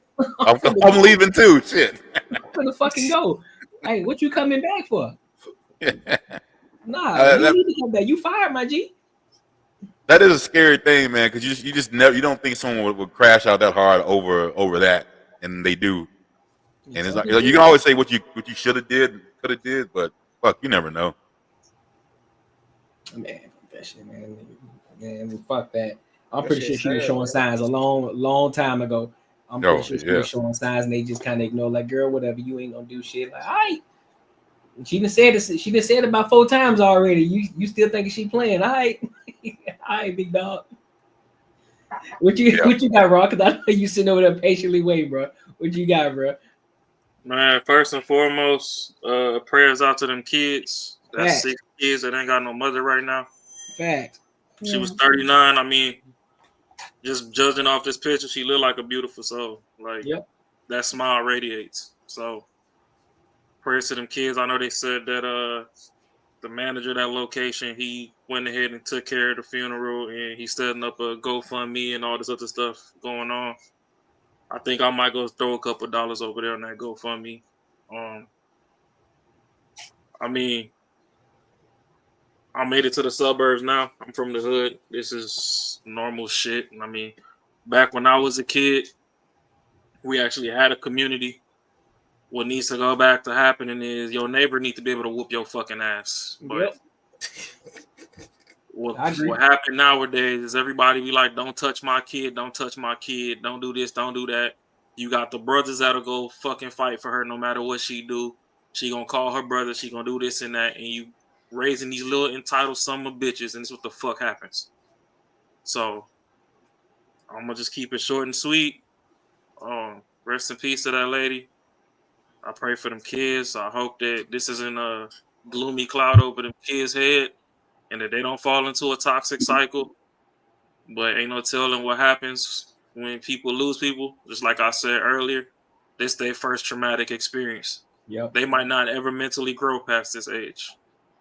Yeah, I ain't really got too much to say because this shit is just sad altogether. Judging by the way that this woman looks, I know when I was a kid, I appreciate all the OGs that ever looked out for me. I could tell that this lady was probably trying to be a mother figure to that little girl, and that little bitch ass heifer just ain't want to fucking hear nothing anybody grown had to say because these kids nowadays ain't got no goddamn respect. Facts. So I'm gonna just leave it at that. Facts. Anybody else got anything else? Nope. Cool, man. Yeah, man. Prayers go out to them because that's a traumatic experience, and I agree with Jay Ben on that. No kid should have to go through no situation like that. 6 kids. You know what I'm saying? So now whoever the oldest is, now she's gonna have to be the mother of the rest of those kids. And ain't no telling who else is gonna be there to fend for them. You know, we don't know where the father is in the situation. And I think yeah, bro. I don't like saying shit like this. It could go deep. So I'm gonna just leave it alone because you got this lady. She looked like a mother figure. She looked like if we still had community. If that girl was ever to go home to something, she might have opened her door and took her in. You heard how the oldest daughter was saying she gave the shirt off her back. Yeah. So I ain't got time for this bullshit because there was another video that we seen where it's a lady working at, I believe it was Burger King, and she got to hold out all the goddamn shifts by herself. She need help over there. Oh yeah, I saw that. Yeah, I saw that. The only reason she there is because she got a record. Yep, and she said she appreciate the job. She's like, look, I know I ain't got no help, but hey, listen, I appreciate the job. So you know what I'm saying? all these excuses to where this girl couldn't go nowhere else, it don't matter. If you know you can't go nowhere else, appreciate what the fuck you got. A bird in hand is worth more than 2 in the bush. Yep.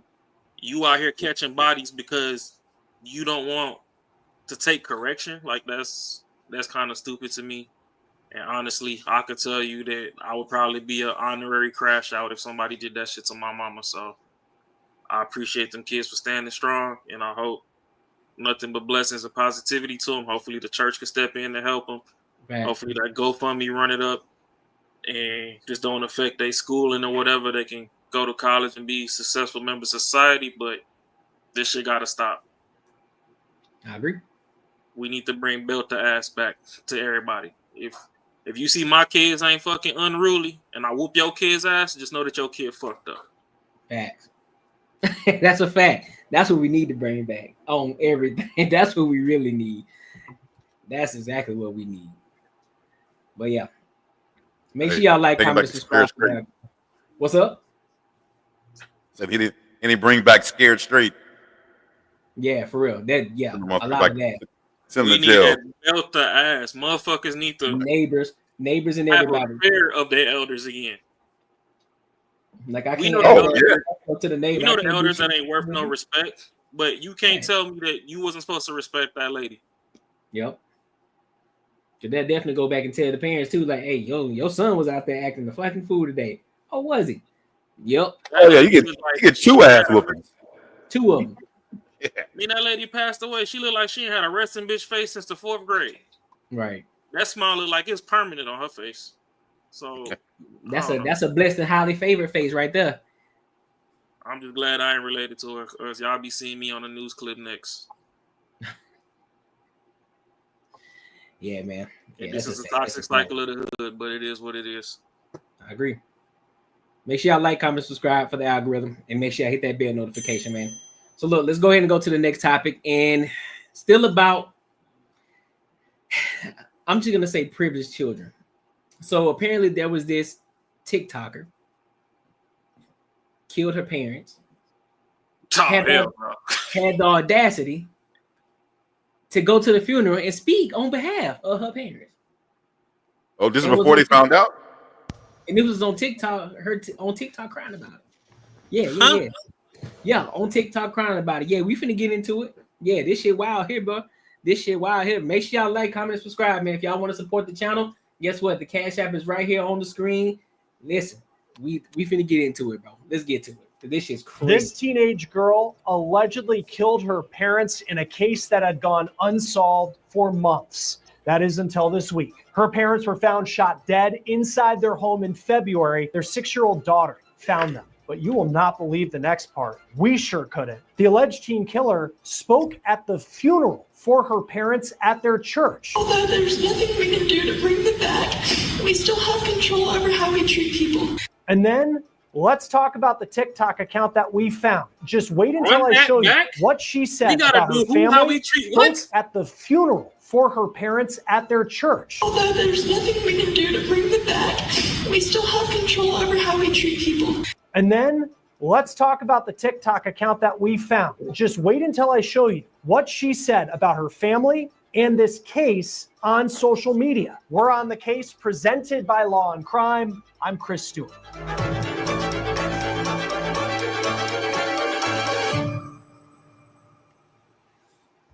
I will tell you this story made up James and Kristen Brock. They lived in Carrollton, Georgia. It's a little more than an hour's drive south of Atlanta. This couple, they were beloved members of their community, devoted churchgoers, and they also had a 6-year-old daughter together. In fact, James posted this on Facebook on February 19th, saying, quote, "When I'm down and don't feel good, I find comfort in this little girl." Police say he was murdered within the next 24 hours of that post. Reportedly, it was that little girl, who was 5 at the time, who found him and her mom, Kristen, after they had been shot. It was on February 20th that law enforcement responded to this home in Carrollton and found the Brocks shot. They were both in their bed. This case went unsolved for months. Kristen's dad, in the days after the murders, offered $5,000 for information that would lead police to the killer. He told the Atlanta Journal-Constitution that these murders, whoever did them, quote, was cold-blooded. This week, police announced that they know who the killer is, and it was someone that he knew very well. Today, we can confirm that an arrest has been made in the case. Kristen Brock's 17-year-old daughter, Sarah Grace Patrick, has been taken into custody and charged with 2 counts of murder and 2 counts of aggravated assault. Here's the mugshot of the alleged killer, Sarah Grace Patrick. Her mugshot was given to us by the Carroll County Sheriff. Sarah Grace was 16 years old at the time that she allegedly shot and killed her mom and stepdad. And she was very active on social media, and it is shocking what I'm about to show you. Here are pictures that we found on her social media with her boyfriend, and wow, when I talk about social media, that is a shocking part of this story. I'll get more to that in just a moment. Here's what we know about Sarah Grace. According to law enforcement, she lived in the home at the time of the murders, but had moved around with different family members within the last couple of years. But on the night of the Brock's murders, she was the one who called 911. I actually saw someone comment on social media that it was suspicious after gunshots went off in the house that it was the 5-year-old who would find their parents dead and then reportedly have to alert the teenager inside the home that something was wrong. Sarah Grace was 16 years old at the time that law enforcement say she killed her mom and stepdad. She's now 17. In cases like this, typically we search. So before I keep going, anybody got any thoughts so far? Y'all think she did it? How come she couldn't control herself before she got on that pulpit? She talking about people can control some shit. Why? What was the point in the shooting? Like, was this a truth or dare or what? I mean, shit. When we was growing up, they were talking about Grand Theft Auto was the worst thing to the world. We ain't caught no fucking bodies. Where's all these crazy people coming from? That's what I'm saying. That's what I'm saying. We just Killing their exposed parents. people now. We just know too much. We just Because I know find damn well playing Grand Theft Auto 24 hours a day, I knew shooting what and like killing back people. then. I never in my life ever once thought about offing somebody in real life playing Grand Theft Auto. I just wanted to play with guns. I wasn't really trying to body nobody. Facts. She's psychotic. There's something ain't right with that girl. And she was living with other family members. Why? What the hell was going on?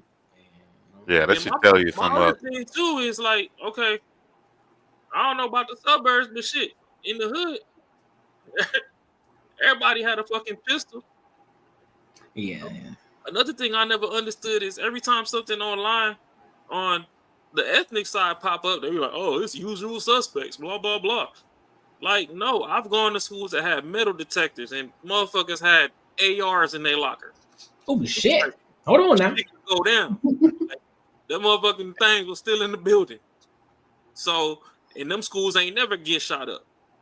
Ever. You know, they had rifles and shit. You know, what depending on the schools you went to, especially the private schools that I went to, all them kids had ARs and shit. You know, saying hunting guns and shit like that. Yeah, but that's the thing though. But I'm not even trying to play colors, but the non-melanated side, they schools get aired out. And I know little Timmy got that shotgun in the back window of that single cab fucking 1500 Silverado. All the time. But Demetrius and Derek got that thing with the switch on it in their backpack right now. The school ain't never got aired out. They handled all this shit off campus. Yeah. I mean, you might see a big ass fucking brawl melee fight, but they'll go shoot the block up. But then again, that also came back to when we was kids. Our parents was, you know, put some respect on our name. Don't you ever leave this house and have us looking fucking stupid. I agree. So I don't know. This shit is wild. Yeah. Definitely not kill him.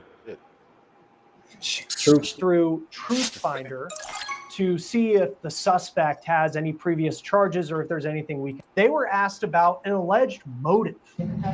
We are still working with her diligently. Our investigators have been speaking with her. It is correct that she was the one who made the 911 call, correct? Yes. At what point did investigators begin to focus on her as the suspect? So I believe in the beginning of any case, everyone's a suspect. I think I told many of you that when we were on scene that day. However, as an investigation continues and everything ebbs and flows, like I said in my press release, mountains of evidence has gotten us through here today. Lots of processing, lots of working with our law enforcement partners to get us to where we are today that honed in on her as a suspect. As police are still searching for Let's I want to follow this too, like in a couple weeks. Is this something that just happened? Yeah, it's a video that popped up. You know, it happened a few days ago, I believe. I think it just popped up much longer. I guarantee you at some point that she's gonna blame her stepdad for like touching her or something. Like, and that's how she's gonna try to get off. She kind of looks like the type. Bro. She definitely gonna come up with something. If she's I mean, creating those videos and crying and shit and speaking at the funeral, she gonna come up with some bullshit. She definitely gonna come with some bullshit to try to justify it. But yeah, that's crazy. I want to know what her history is like. What else she get into? Right. It's just crazy that in the black community, when you say don't go be a stepdaddy, they try to hang you out to dry. Like, oh, stepdaddy is good. Blah. That motherfucker could still be breathing if he wasn't over there. Yeah, it's a little serious in their white community. He was a stepdad. He was a stepdad. That's what they said. Yeah, it was her. It was her mom. Well, she killed her mom too, though. Wow. She didn't want to see her mama happy. Did y'all see the speaker chin though? Boy, I was looking at the same thing, bro. I was trying not to say nothing.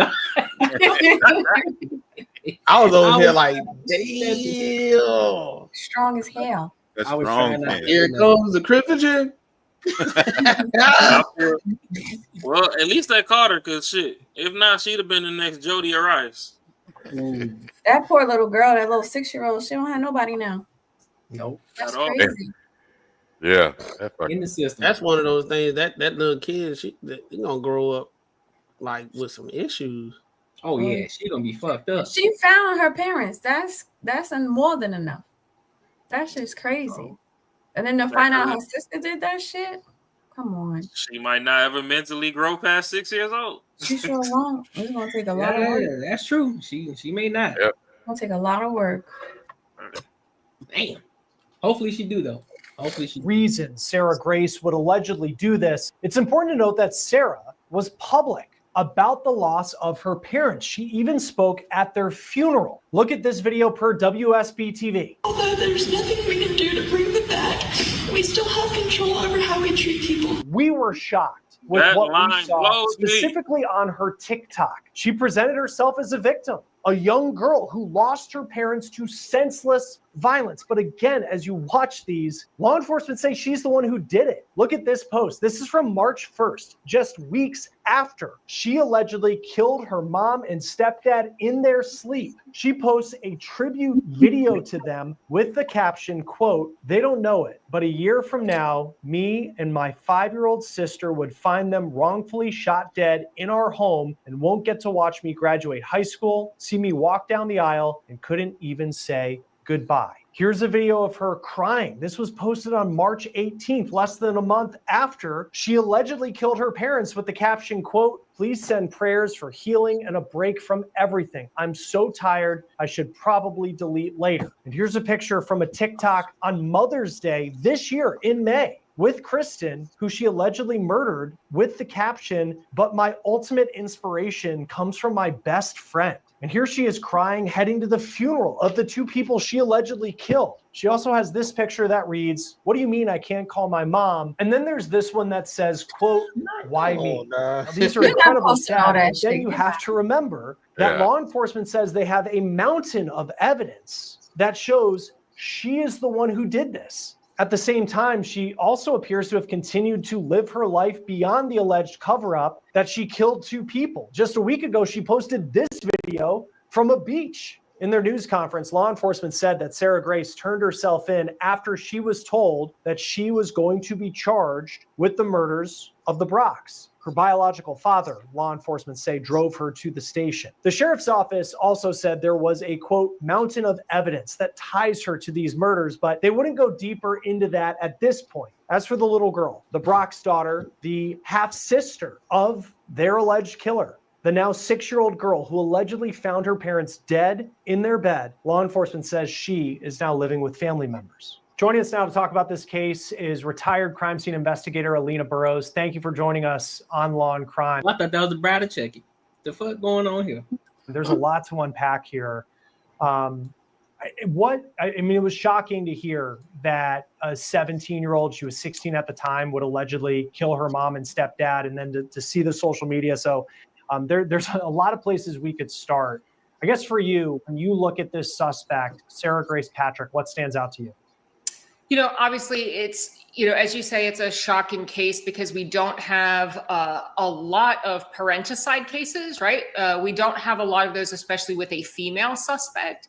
So there's some different kind of unique aspects of this particular case. Am I shocked by the behavior afterwards? Not really. You know, I've seen this behavior before. I think people are kind of familiar with Casey Anthony, who was, you know, obviously ultimately found to be not guilty, but her behavior after the crime shows maybe a disassociation. You know, maybe there's some attempt to detach from that aspect and just continue on living life. You know, that's not something that we haven't seen before, so it doesn't really surprise me. You know, I've seen in some cases where you have a suspect and police, law enforcement in Carroll County didn't go too deep into specifically what they have, but they just said it's a mountain of evidence. And you're a crime scene investigator, and I'm sure you've had cases where someone tries to cover it up and might play it off as, oh my gosh, this all happened. What are some of the first things you're looking for if you were the person who entered this house as an investigator that can start to piece together a picture of what happened? Sure. And they don't know in the beginning that this could potentially be a domestic homicide, but domestic homicides can be challenging because when you look at a suspect and a victim that maintain the same residence, the normal things that investigators find. So I guess my question would be then, what would warrant her to do to kill or to knock both of them off? That's what I want to know. She getting some money or something? What is it? That's what I'm trying to figure out. I think she lost in the soft with social media, bro. Like, you got a lot of people on social media that crash out on social media and they do like the most egregious things to get viral clips, popularity, and it's all what it is. It's just all attention because, man, look, all them pictures of her crying and stuff, man. You not doing that. You lose your parents and you love them people. You don't give two shits about no damn social media. You lose one parent, you not on social media that much. You lose both of them. Not at all. Like, I'm gone. Like, they gonna be like, yo, somebody go check on Clem. Right. Like, yeah, especially the crying part. Like, you want people to see you cry. Like, you know that something's fucked up with that. She took a whole bunch of pictures and was like, is this a good cry one? Nah. Is this a good? And then she wrote over it. The eyeliner running down. Like, women will make sure they go and get waterproof eyeliner so that shit don't pour down. And she went and got that weak shit just to put on a show. Yeah. Like Ross said, man, these kids need to get their behind whooped. I do blame a lot of parents. I don't blame them specifically. I'm just speaking in general. I do blame a lot of children. I do blame a lot of parents because they'll be like, I'm giving everything that I wasn't able to get when I was little to my kids. Yeah. Fuck that. Even the kids in my neighborhood, I see all the grown-ups cutting the grass. I see the kids go walk to school all the time, but I don't see them doing nothing. And they teenagers. They in high school. So it's like, and they retired. I'm like, if y'all don't get them young dudes out here and do some stuff, so they just be letting them be raised by social media. In their mind, they grew up in social media. I think with us, we was in the middle of it. So we had time without it, and then we had time with it. So we kind of can easily engage and disengage. These people, these kids that grew up with it, it's their life. Yeah, they cooked. They cooked. They cooked. And the thing is, they aren't monitoring. But the thing is, too, those parents aren't monitoring it. You know what I'm saying? They just letting them do what they do. But what I'm looking at as well is because it was a stepdaddy situation and she was living with somebody else, I think she felt as if she was the outcast in the situation. You ain't the first fucking outcast that didn't walk this damn planet. Exactly. So woe is me. She probably made herself the outcast. At 16, how do you get to that point? You on TikTok, you on Instagram, social media, then you got a lot of people behind you championing your shit, the shit that you talking about. Oh, well, girl, I feel the same way. You know what you should do? You should probably off both of them. You know what? That might be a good idea. I mean, like she looked like she was probably some girl who's kind of popular, or whatever. You know, she's 16. She's probably coming in the house after midnight, 1 o'clock, thinking she running shit. Probably dad say, hey, yo, you got to stop that. You're giving bad examples of your little sister. Get your shit together, get the fuck out. And it's probably like kind of what she got. And obviously because they said she was living with other people, she probably like, you know what, fuck that. They treat me wrong, I'm the outcast, come back and. But here go my thing. If a man isn't able to do so, like, let's say a woman goes and gets a man, she already got a kid. Right. If that man isn't able to be 100% a father figure to that kid, why the fuck does he stay there? Because he was raised in the same environment. Well, no, my thing is, like, you get these dudes that go date these women, that girl might have been fucking up here and there. I mean, I guess nowadays they call it violence, but shit, a little whooping, a little course correction could have helped a couple things. But you know, now that's an argument. He ain't getting no damn head, no coochie, no nothing that night because he wanted to whoop the kid, and now he fighting with the mom because she's talking about don't touch my kid. Yep. So now the 5-year-old can catch whoopings from the ceiling to the floor. But this little heifer can't catch shit, and now she done off both of y'all monkey asses. But you know, growing up, you know, white people they used to get clowned because they didn't whoop their kids. This been the thing. I think it's just like that plus social media. I don't know. I had a couple homies in trailer parks that got their ass towed the fuck back. But I mean, they say black parents abusive. Go ahead and let that nigga drink about 3-4 beers and see what the fuck happens. Come here, Tommy. Come here. I want you to square the face right here. Right. Damn. Now I look, see what more is it abuse on their side than our side. I ain't even gonna hold you, but freaking learn. Them motherfuckers getting whooped for nothing. Like it's a bear missing out the case. They ain't even asking if you touched it. They finna beat your ass. That baseball. Like, I don't know. White dads with baseball. Boy, them kids used to get that issue, boy. Boy, hell yeah, they did. Yes, they did. They got that issue, boy. Yes, they did. Cause shit, at least black parents talk you through it. You getting 1 word per stroke. You better not ever. Let you in. The white parents was just fucking Monday Night Raw on folks and shit.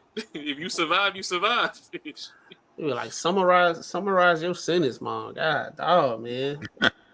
Man, then she got the nerve to start repeating herself like she Dr. Umar. Like, man, you realize you hitting me while you talking, right? Like, keep it short. I cannot answer you, mom, because I'm screaming. In pain and agony. You told me to stop crying. Why you keep talking to me?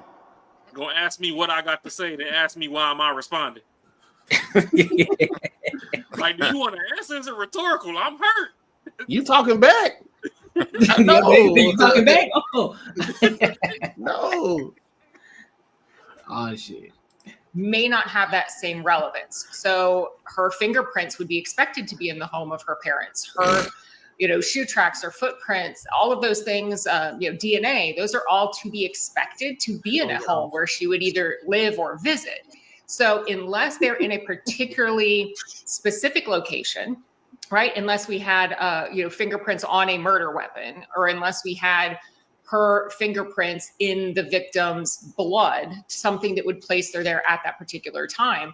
And even still, if she found the victims and made the 911 call, you could also explain away some of those things. So it becomes challenging in cases like that. It's not so much what you have as much as what you don't have. And in this particular case, we don't see signs of forced entry. We don't see signs that anything was taken or missing. So that kind of typical, maybe there's a third party intruder that's attempted a burglary or a robbery. Our victims are still in bed. So that tells us that they weren't confronting somebody in their home. They were killed when they were at their most vulnerable state, sleeping. And there was a comment that I saw that I thought was interesting, because it was reported that the then 5-year-old who was in the house, that she was the one who found the parents and then alerted her teenage sister, who then calls 911. It just seemed bizarre that it would be the 5-year-old that would hear the gunshot, go into the room, and then, I have a, one that's almost 4, and it just seemed like a lot of steps for someone who's 5 to go through to then alert the teenager, and the teenager in this, it wasn't a mansion where this happened, wouldn't have heard these gunshots. Right. Yeah, exactly.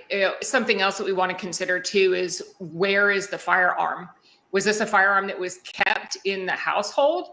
And if so, who knew where it was? Was it in a safe that required a knowledge of a passcode of some kind? Or was this a firearm that was brought into the home? So if it had already existed in the home, then who would know where it was kept and have access to it? And if it was brought from outside, then that indicates premeditation in this case. I go to these social media posts, and it's just, I think it's shocking for a lot of people. I mean, we were not sure if it was hers because it was just so outrageous to think that this is the way that she would have played this. And it's of course all alleged at this point. There's a lot of information that we. Yeah, I think the whole house was toxic. She need to get that jacket too, man. Yeah, I agree. So 1000%. She like on some Harley Quinn type stuff. I agree. I don't know if them newscasters ever been teenagers before, but to be honest, as a teenager, I could see where she probably didn't hear the shots, or at least if she did, she didn't think that they were what they were. Granted, she wasn't the shooter because ain't no telling, she could be in her room, AirPods in, noise canceling on, fucking blasting the fuck out. For the 6-year-old? No, I'm talking about the teenager. Yeah, like where did she go, and where did the little girl go to find her too? How fast did she get out of there? And like she just that's what I want to know is and just how ran. fast was she to go shoot somebody and make it back to her room, right, to where the 5-year-old could go find and then come alert her. But if it was genuinely an intruder, I could see where she didn't necessarily hear, because I know when I was a teenager, boy, and watching that BT Uncut, I didn't hear shit else in the house. Boy, when that tip drill came on, I couldn't hear shit. Well, shit. I mean, but then, if someone came in to murder the parents, then they would have definitely killed the kids because they don't want them to be left behind. Like, not all the time. Unless, if y'all saw a house, the house wasn't big. I mean, if you got in that front. I know, but at the same time, I know, well, we in a new generation. We in a new era now. I know in yesteryear, kind of, kids was kind of off limits. So you always shoot the witness, but the kids was off limits. So if they didn't pop their head out to see who you were to be able to give a description and shit, you could go in and out and leave the kids alone. My thing is, like, what would be the motive for the parents to be killed, both of them? That's what I'm saying. Like, nothing was stolen, right? Somebody snuck in the house and popped both of them and left, right? That's if it's not the daughter. The daughter is in the house. For her to do what she did and hurry up and get to her room and act like she ain't know what, like, I don't know, man. It sounds weird. But hold up, though. Now, even though they haven't given all the full details yet, now I'm thinking a little bit outside the box here. Could she possibly or potentially have gotten her boyfriend to do it? That seemed a little more logical to me. But they said a mountain of evidence. I want to know what the hell that is. I mean, you said mountain of evidence like 10 times. I'm like, bro, okay, if it's a mountain, it should be like, let us know something. Like, right. Because you asking too many questions, you ain't giving the evidence. Yeah, that'd be more convincing she got the boyfriend to do it. Because I was about to say the stepdad, but I'm like, maybe not. Or her real dad, sorry. Like, did she not get rid of her clothes? Did they find the gunpowder? Like, what's going on? And that's the thing. So it goes to what Kay said earlier, where she was like, "There's too much exposure." I mean, I've seen there's about 3 or 4 episodes of Forensic Files to where it's literally similar situations. Mm-hmm. On Netflix, you can go watch, I want to say it was the Melendez brothers documentary. One of them dudes in Cali fucking off their parents, and they was balling on like a 2-3 year stretch off the damn life insurance and shit. Yeah. So, I mean, there's examples out there how to get it done. That's not good. Smart enough. I ain't saying that it's. I ain't promoting this shit. Like, don't get it twisted. But I'm just saying, like, the blueprint out there. If you read between the lines, it's a lot. She probably Googled that shit on her computer. It's on all them crime shows. This is typical from like. No, yeah, it's literally typical. And if we want to be assholes, it's the usual suspect right there in the middle of the screen. Right? Yeah, for real. all bullshit aside, though, it's like, I know that y'all researched this shit as far as the crime scene investigation and stuff before the funeral. So how the fuck y'all let this girl get on the pulpit and say, oh, I can't hug and see them again, or whatever the fuck she said, and then to the degree of, we still need to be able to control ourselves or whatever. Like, I don't really remember right now because this shit's so fucked up. It got my brain scrambled. But from the crime TV I have watched, everybody in the house is prime suspect when something goes down. Yep. It takes So time. her hands, They're not gonna figure that shit out right away. yeah, so her hands should have been checked for gunshot residue and all this extra shit. She should have been locked the fuck up. Yeah. If that's what they found. So how is she walking around? And it's like, I don't know. I see why they say some people stay away from pretty girls too, because I'm not into. Whoa! Ugly girls be going to jail and killing people. I ain't gonna hold you, but it be the pretty ones that be bad shit. Hey, but the swamp donkeys ain't got nothing to lose, so they gonna fight. They gonna fight. You can look at it. Yeah, you can look at the swamp donkeys like, yeah, that bitch probably gonna pop off. She gonna fight. I ain't gonna fuck with her. It's coming one time. The swamp donkeys, they like you see them every time. They gonna pull their hair out and they gonna square up. Yeah, but see, the thing is, right off the rip. With the uglies, I understand it. Like, you've been fighting for your life since the second grade. It is what it is. Boy, it's just you done heard no a lot. Yeah, but it's just like, with the first topic that we opened up with. Yeah. If I walk down on a dark-skinned shorty and I say, hey, and she give me an attitude, I'm more likely to just charge it to the game because I know shit. From kindergarten till about the 7th, 8th grade, she was getting called African booty scratcher her whole life. You don't know that she as bad as she is. I She beg all your ate in pardon. the streets and she thinks she a two. So I expect that.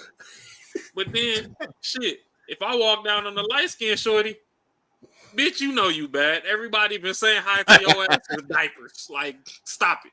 What the fuck is this attitude for? You knew I was coming over here. Just, dismiss me with grace. Don't fucking be disrespectful. So, yeah. These social media posts, and it's just I think it's shocking for a lot of people. I mean, we were not sure if it was hers because it was just so outrageous to think that she thinks that bitch crazy. This is the way that she would have played this. But then in them other pictures, she ain't got no eyebrows. Of course, all alleged at this point. There's a lot of information that we don't know, but then law enforcement confirmed to us that is actually her TikTok account. And I know we talked about Casey Anthony, and it's something that doesn't surprise you as much, but what information typically can you get when you look at some of these TikToks that could be used in a case going forward? Well, I know that investigators, speaking of digital evidence on the whole first, investigators are going to be looking at that for a couple of reasons. One is, where her digital footprint was at the time of the crime, if she is home sleeping or if she's somewhere else. Obviously, she's home during these times, so the phone is going to confirm that. But more importantly than that, they're going to be looking at any kind of text message or messaging communications and social media to look for co-conspirators. So when we have young suspects or young offenders, it would not be uncommon that they've discussed this. We don't know the relationship she had with her parents. So that's kind of a big question mark. We don't know if there was any sort of mitigating circumstance, abuse, neglect, something like that. We don't know any of that. So they're going to be looking at text messages to see if there are potentially co-conspirators in this case, somebody that could have helped or at least talked through this with her. Separate from that, just looking at her TikTok or her social media that afterwards doesn't reveal somebody that seems to be grieving. I caution of two things. One is I try not to judge how people grieve because everybody grieves different. It's different based on your age. It's different based on your culture. But I think people expect a certain type. I'm just saying though, bro, like you ain't finna be on social media like that. You're not finna be on social media like that, bro. Who you trying to convince? You trying to convince yourself to make it look real? I just don't like that word abuse. A lot of people abuse themselves. I ain't trying to hear it. I ain't going. Yeah, I agree. Type of behavior. And keep in mind that she is very young. And I remember having a conversation with a member of Casey Anthony's defense team that said her brain is not fully developed to handle some of these things. And I think that's something that we're going to see coming out of her defense in the future. Yeah, and that's a fascinating part of it, because I know I'm gonna stop it right there, bro, because that shit's wild. I'm gonna stay up on it to see if there's any more evidence or any more news that comes out on it in regards to it, to see, maybe if the boyfriend could be, or it's somebody else. I don't know. But Man, make sure y'all go ahead. But go ahead. Now go ahead. Oh no, I just said this shit irritating because it's like she get to do this shit and just get off scot-free, while we got a black lady that's sitting in the system because she killed her pimp, I think in the 90s or some shit, and they won't let her out, and that was actual fucking abuse.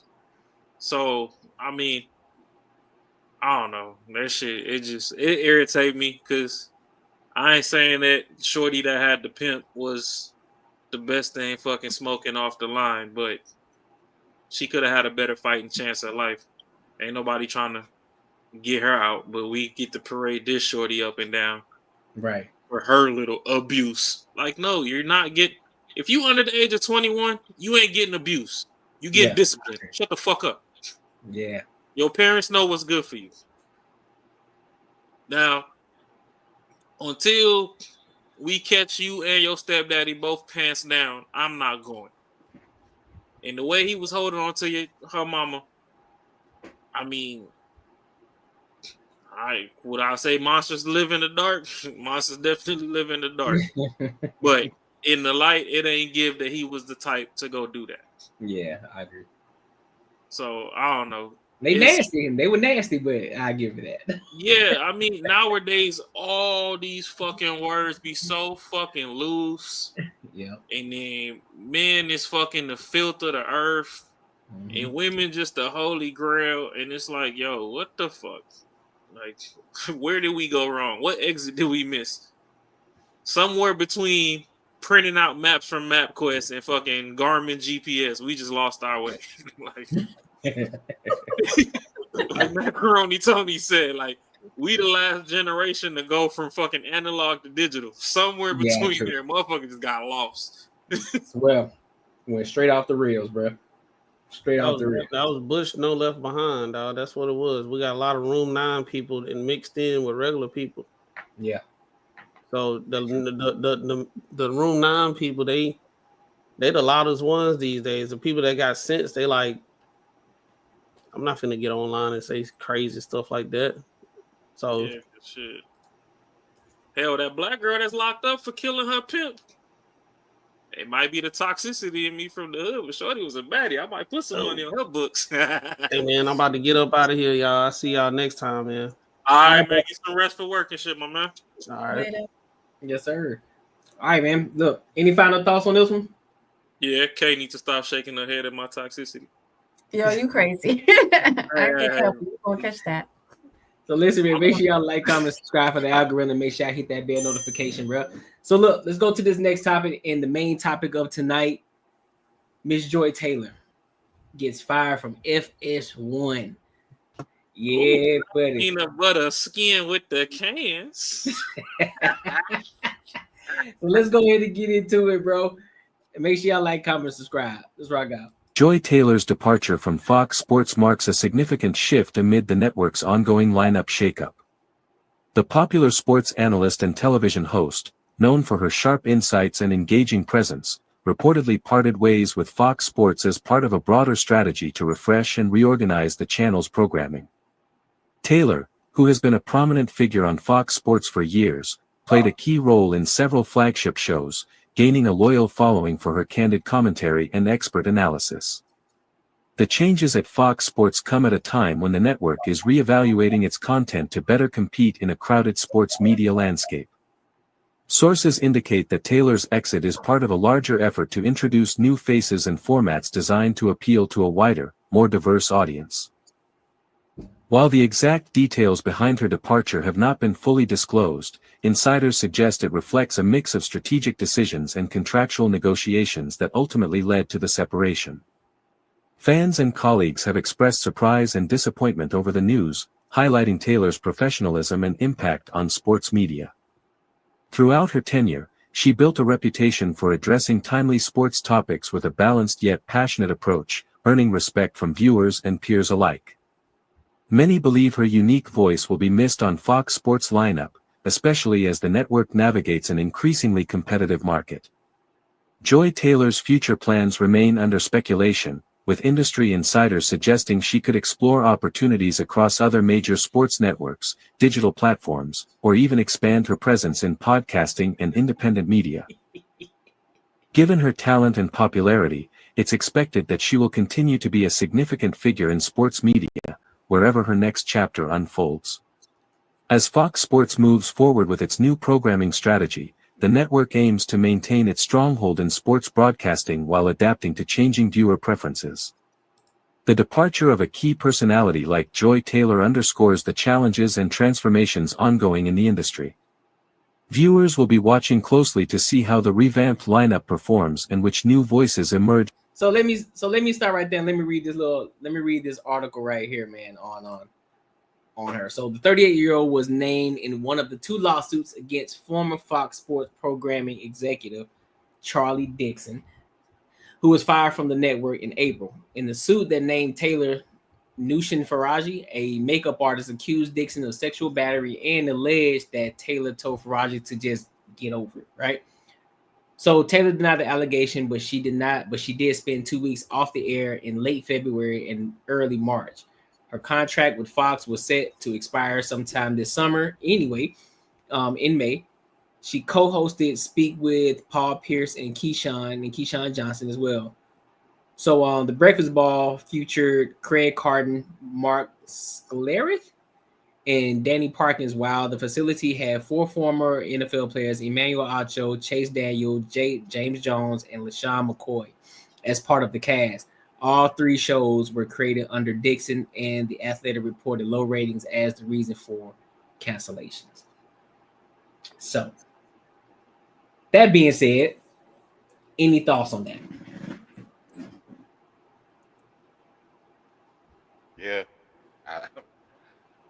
I mean, I don't watch a lot of her stuff, so I don't really get into that part. But I've heard a lot of shit she's been saying, and pretty much, I don't know. I mean, what I've heard from what people were saying is, I mean, yeah, she's a like a reporter and shit, but being in that sort of environment, what didn't fit for her, and her plans or what she wanted to do didn't fucking work out. If her backup plan, so she got what she deserved for sure. Okay, you got what you got. She said, I ain't got nothing. It's some bullshit. I mean, for her, I feel like for her to tell this chick to get over it, I feel like it had to be something less than. Like she wasn't going through nothing for her to be filing a lawsuit, or at least from what she told Taylor. That's the only thing that I got from it. I just don't see this girl telling her to get over it and, you know, just ride along with it. She doesn't seem like that type of person, and she's the way that she looks, she can get in wherever she wants to. So I can't imagine her sleeping her way to the top. She's an easy sell. Who, Joy Taylor? Yeah, she's an easy sell when it comes to putting her on the screen, and she's talented as well. So I don't see her really sleeping with people just to get somewhere. I don't. Well, here's the thing. There's evidence that she was sleeping with Charlie Dixon though, and Emmanuel Acho. There's evidence. Yeah, that she was gonna use, and then she was gonna use. Well, it was that she was talking to Faraji about it, and then she was gonna leverage SA against Charlie Dixon if something were to happen in regards to him firing her or her losing her position. She was gonna use that as leverage. And it was quoted that she was gonna do that. But this girl, Yeah, from Joy Taylor. Yeah, she was No, gonna. from the other chick, Afeni or whatever her name is. Oh, Faraji. Yeah, because she's the hairstylist for everybody. She was the hairstylist for everybody. So she said that this chick was going to use that against this guy. Yeah, against Charlie Dixon. And she's credible? Like, we're just going to believe that she said that? She had nothing to lose. Or the game. Yeah, she's trying because to Skip tried to get her. Because Skip Bayless tried to get at her. He tried to get her. Skip Bayless. Skip Bayless tried to get at her. He tried to throw some money at her so she can spread them cheeks so he can hip thrust the one a couple of times. Yeah, and throw that money on to split that onion. And so Faraji wasn't going for it, but Joy Taylor already knew what it was, so therefore she leveraged her beauty to get up, to move up the ladder, to get in all these shows. And then when she got the right guy, the producer Charlie Dixon, who was over all of that shit, she's like, well, shit, I got the right one now. So now I can leverage this situation. And if he try to come back and fire me for whatever reason, I can say he SA'd me. Yep. Dirty.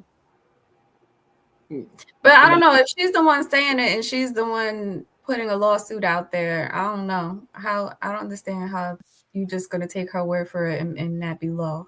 And then I'm she got saying messages or something. Nah, but then if you just look at the way Joy Taylor talks too, versus amongst all of her interviews too, yeah, I wouldn't put it past her. Oh, I'm sure she did. I wouldn't put it past her at all. That's dirty. She's that type of chick. She definitely, as long as she for self, that's the epitome of for self. Mm-hmm. She don't care about nobody else but herself. That's dirty. Go ahead, wonderful name though. Huh? She got a wonderful name. Nah, this name Joy. Yeah, Taylor bringing joy with that picture, that cleavage out. Got the clavicles out. Got the clavicles out. Hey, be like, what? Hey, what's your boy saying? She got that mocha skin or what? Big old kitties. That boy said she got the peanut butter skin. Peanut butter. Big old cans. Oh Lord, this man in love. Yeah, Jason Whitlock was wilding. Yes, Lord. What the fuck? But no, I think, but to be honest though, she probably knew the shit was coming too. Yeah. Did she respond? Did she put anything out since this happened? Nah, she just been on tour. She been going on different interviews, starting her own YouTube channel and shit. Oh, that's what she been focused on heavily. I mean, it would have happened if it was a man. It would have been done a long time ago. But I mean, she wrote that bitch out. I mean, you got to keep something soft around sometimes. So you got to ain't that soft. Way she be talking, she be sounding a little rough. It's soft to look at. That's all I'm saying. Oh, yeah. You see that picture on screen with that little burnt hot dog tan she got? Yeah. If you mute her mic, bro, yeah, you good. Out here looking like an old hot dog roller on the QT grill. Will you take our picture down so we can get it together? Aww. We got the niggas. They got the. See, Kay don't like me when I'm nice. Because you put her up there. Kay don't like me when I'm nice. You see how it is? Bruh, I'm telling you. They just want me up here toxic. That's crazy. There you go, bro. She's trying to hit me with that. Hey, I'm busy. There you go, bro. Yes, Lord. Oh, I'm talking about. Shout out to my birthday week, man. Yeah. You know what I'm saying, bro? Raw toxic, bro. That's what I'm saying. He toxic as fuck, bro. He toxic as fuck. Sprinkle some onion to split the onion. That's what I'm talking about. But nah, right. But in all reality, though, I mean, I'm gonna say this. I think either way, she gonna be straight. She gonna get her bag regardless. She gonna talk the way she talk. There's still gonna be some nigga that's gonna bust it down. You know, we got one on the panel right now. He said he's still busting it down to this day. You ready? But nah, in all seriousness, though, yeah. I mean, I think she gonna be straight at the end of the day. But we knew that shit was coming. We do that. Hey, women always got that plan B fucking escape route they could take. Well, shit, hers fell through though. Huh? Her B fell through. she Nah, couldn't blame that. Hey, well, no, but that's something that's something that could happen to a woman. If you say your plan B is to blame some shit on some other motherfucker that he took advantage of you, that ain't the just so you plan get some B. money, and still her ass still come up top, man, that's hour, bro. They can go to that place where it's flying with one wing. Yeah, her Get some YouTube money channel is over gonna. there, they can run it up. She's getting fucking a grip to do all these interviews. Yeah, she's definitely gonna be all right. I agree. She could retire selling the ankle pick to Habibi.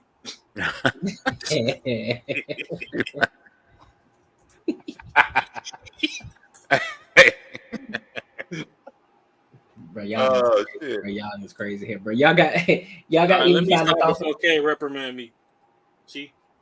Your cheeks hurt? Your cheeks hurt yet?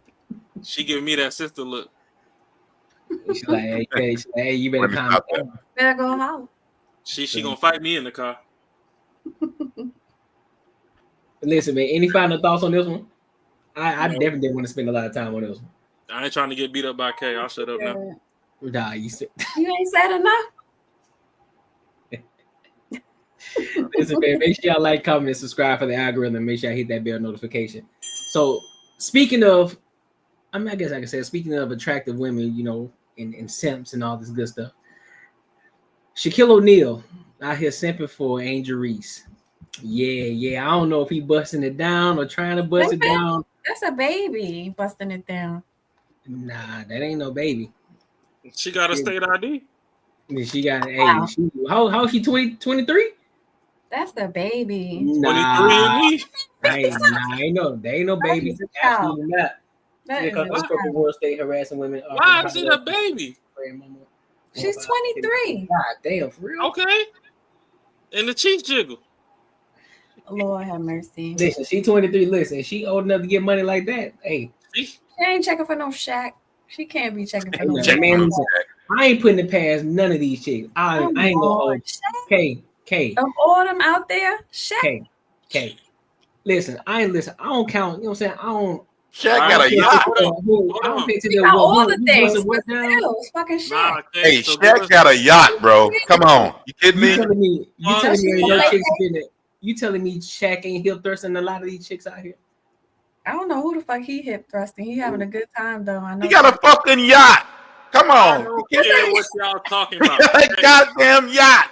Come on. You fucking boat smokers. Hey, I'm got all the things. I'm gonna ask you a question before we hit play. Since you said not Shaq, name three people that you would say. Nah, anybody else. Anybody young, closer to her age. Like anybody closer to her age that she would actually be attracted to. They all got money. Were you always talking to people your age? Yeah, there it is. That's all you need to hear. That's all we need to hear. That's all we needed to hear. Yeah. You done gave yourself away. Right. It's over with.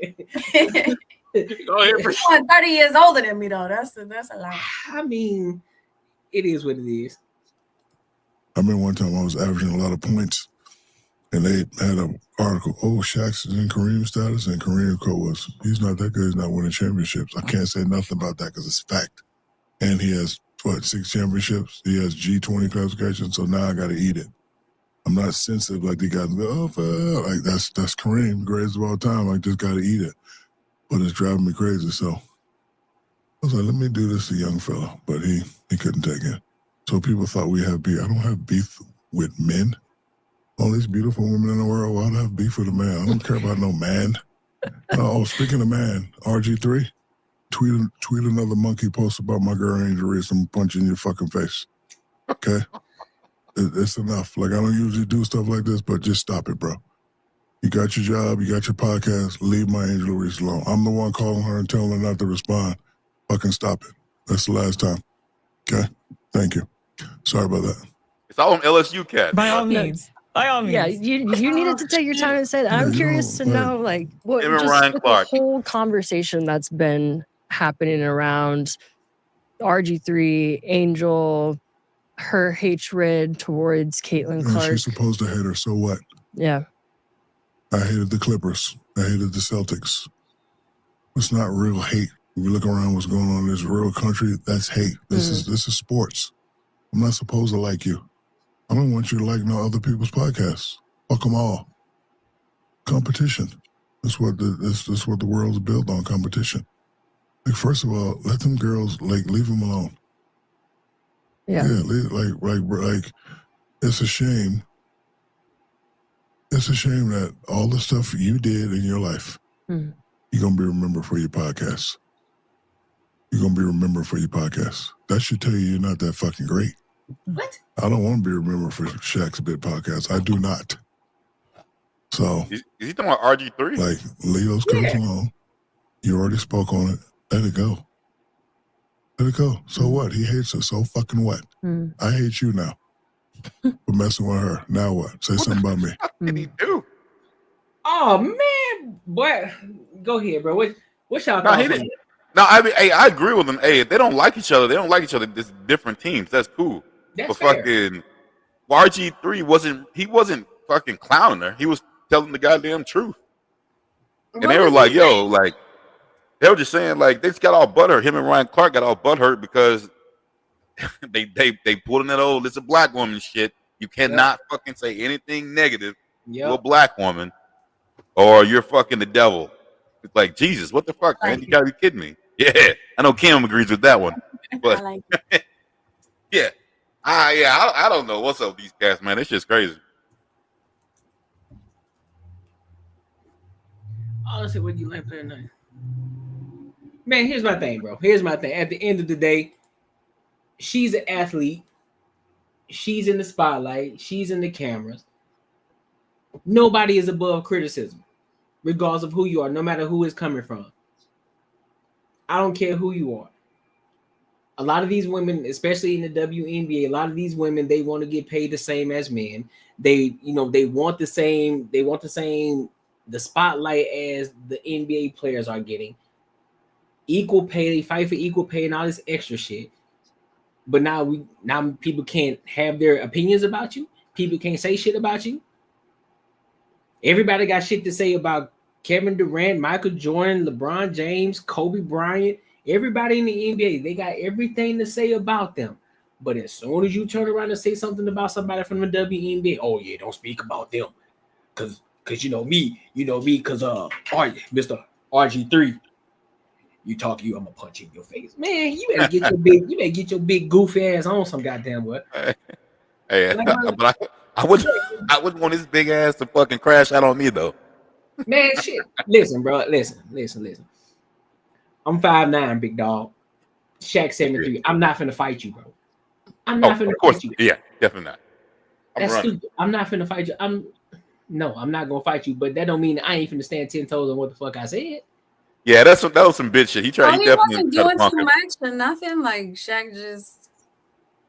Man, where did tweet at? He wasn't doing too much. Yeah, hold on. Let me pull it. Let me pull it up while y'all go ahead and talk about it. You said Shaq wasn't what? I can send you real quick because he remind me of some energy I seen.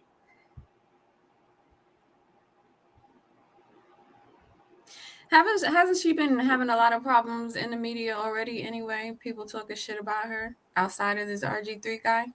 Hasn't it been a struggle? Oh yeah. Pardon? Other people that she can't play basketball. Well, so basically there was a little tweet that was saying that in a post he condemned a racist meme that has been circulating online depicting Reese as a monkey on a fake NBA 2K26 WNBA edition, he wrote. So all right, so here it is. All right, this has got to top. Oh, I can't speak for shit. Let me pull it up. Expand the tweet. All right, here we go. All right, this has got to stop. There is no place for racism in the world. Whether you like a player or not, Angel Reese should never be called or depicted as a monkey. I have been quiet on the Angel Reese front because she shared a video and aided in my wife, kids, family, and show.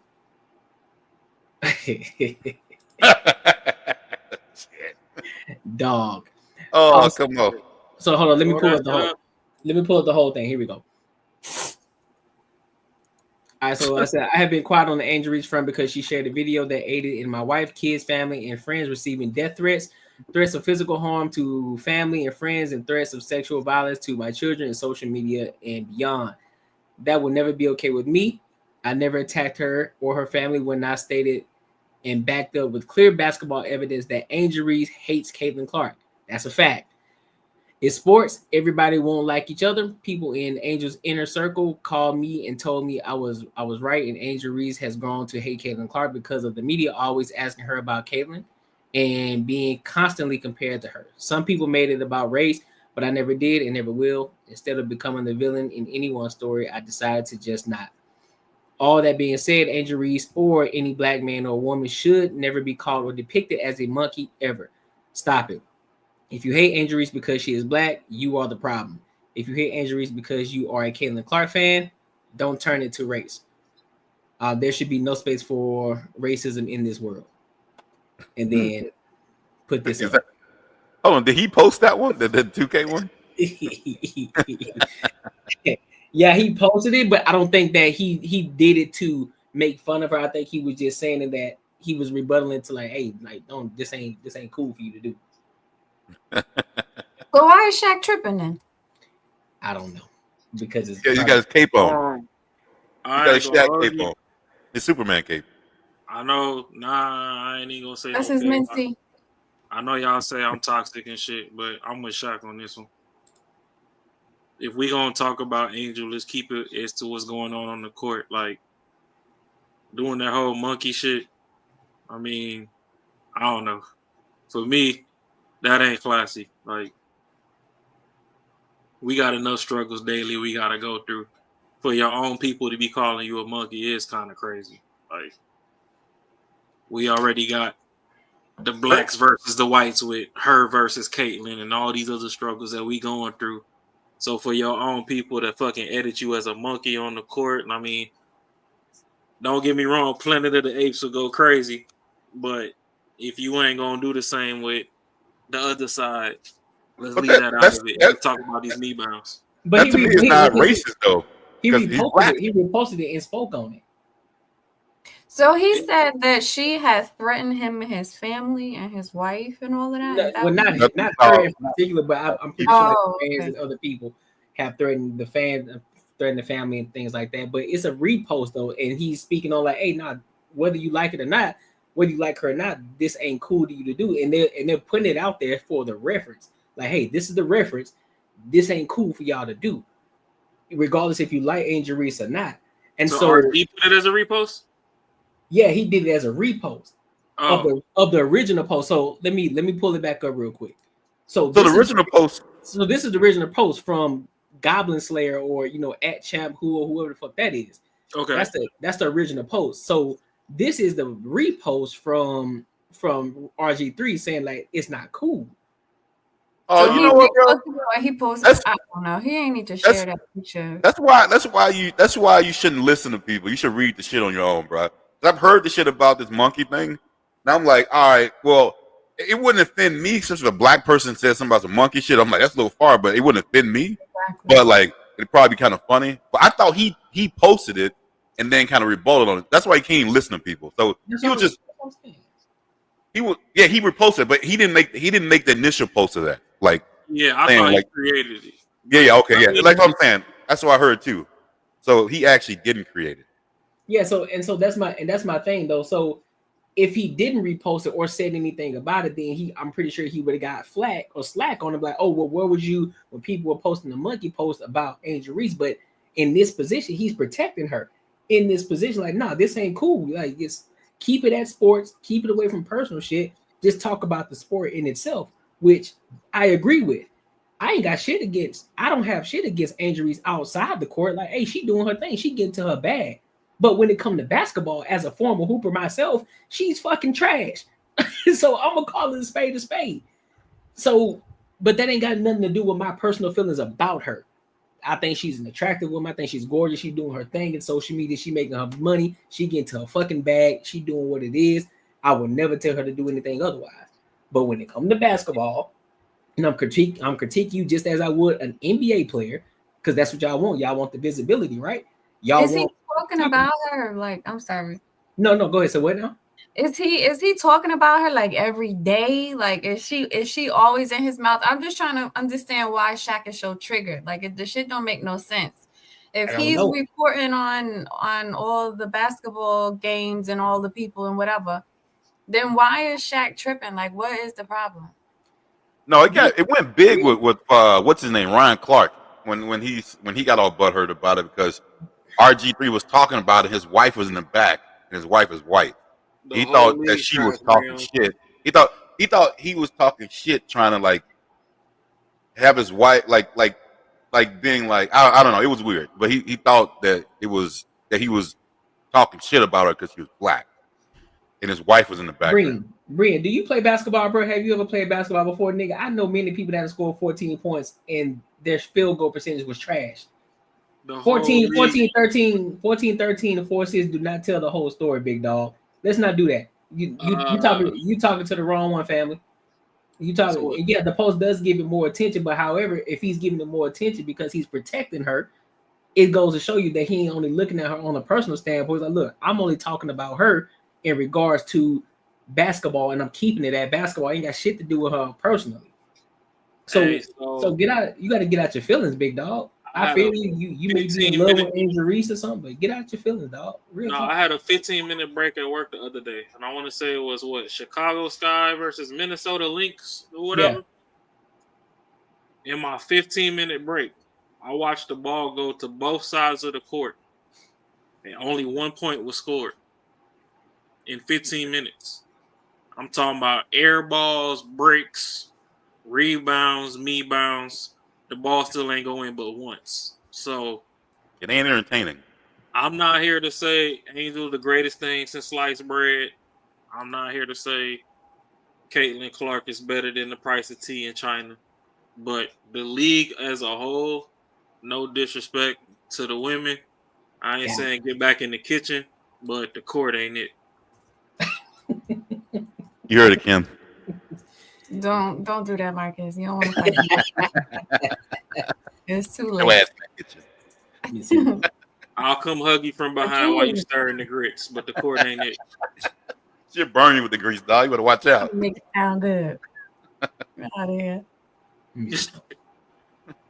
You might need a hug while you in there. I got you, but the court ain't it.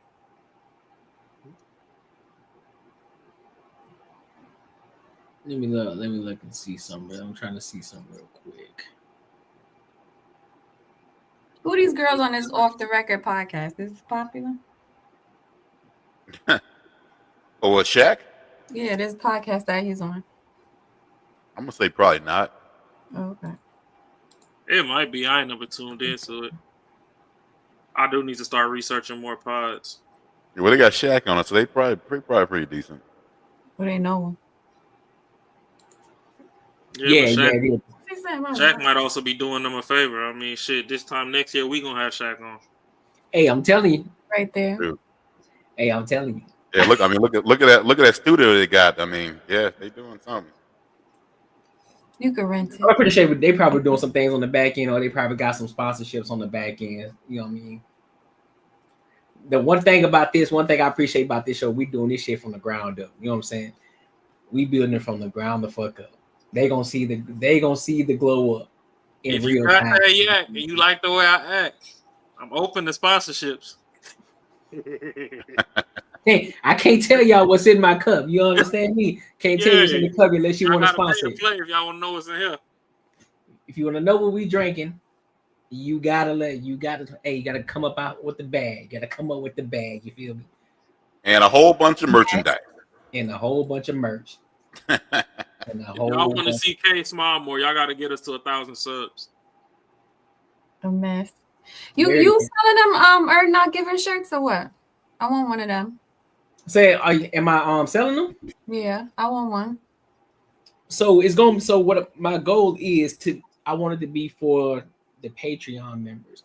But because you know what I'm saying, if everybody like K, you know what I'm saying, everybody rocking with K like that. You know what I'm saying? I might have space to give you. I want a pink one. A pink one? Mm-hmm.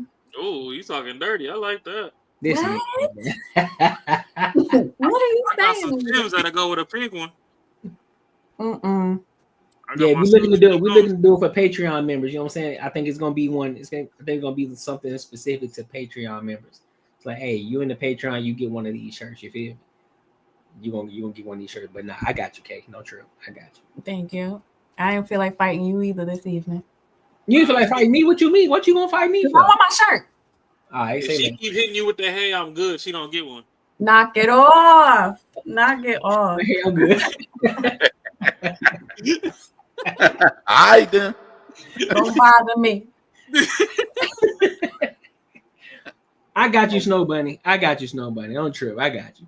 So look, make sure y'all like, comment, subscribe for the algorithm. Make sure I hit that bell notification. So I want to go to the last topic of tonight. I think this is gonna take us out, and this is gonna be a real good one. You feel me? So the Lapeef Network. Oh, my show. They still breathing? They still breathing. They still breathing? Hey, bro. I don't know how they got Sweeney's ass on there. Hey, they still going in, bro. They still going the fuck in over there. Shout out to Lapeef, man. They need to go on tour again. Shit ain't been the same since they ain't been on tour. They been going on tour? They used to. Oh shit, I didn't even know that. Yeah, they did Houston and Atlanta. They used to. But I'll just leave it at that. All right, well shit. Well, yeah, let's get into the Lapeef Network, you know what I'm saying? Sweeney Pod, and you know, they had a guest on called Ask a Brother podcast. He was on there. And you know, they out there spinning games. So let's go ahead and get into it. So this is gonna be a 20-minute video. So we're gonna pause in between, but we're gonna try to fill this whole video out. All right. So make sure y'all like, comment, and subscribe, and make sure y'all hit that bell notification. So let's go ahead and rock out.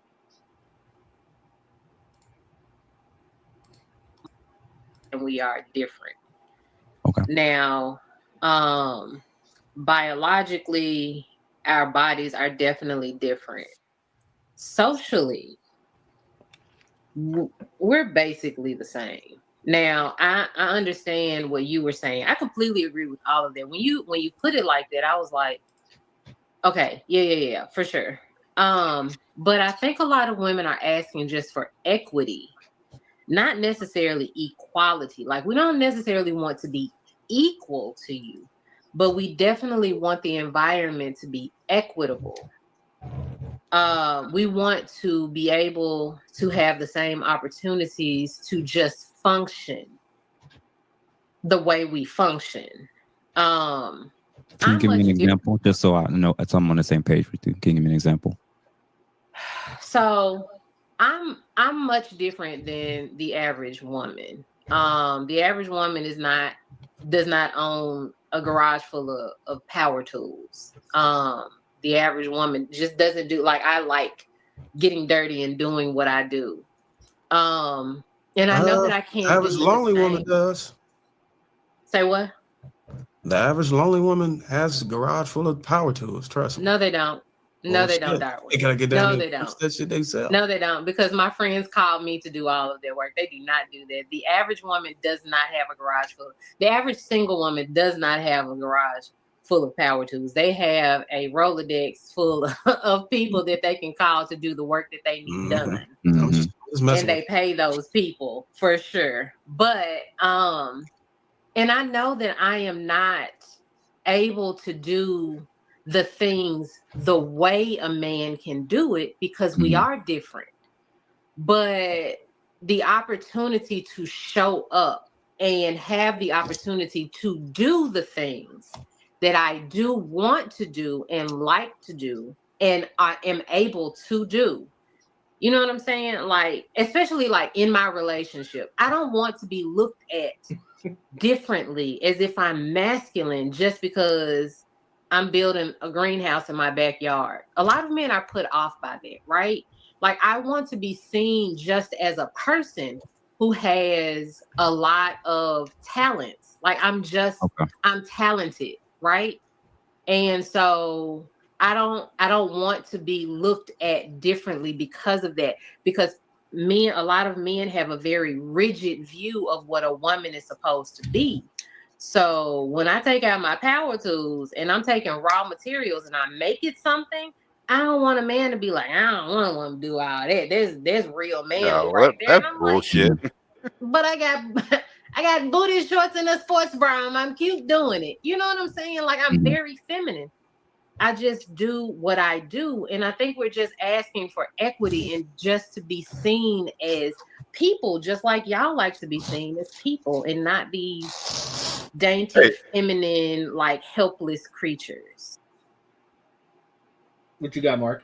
So I mean, I've heard this stuff like a lot of times that girls will say stuff like that, like if they like to do certain things that dudes like to do, and then that runs men away. That ain't it, man. It's the attitude that comes with it.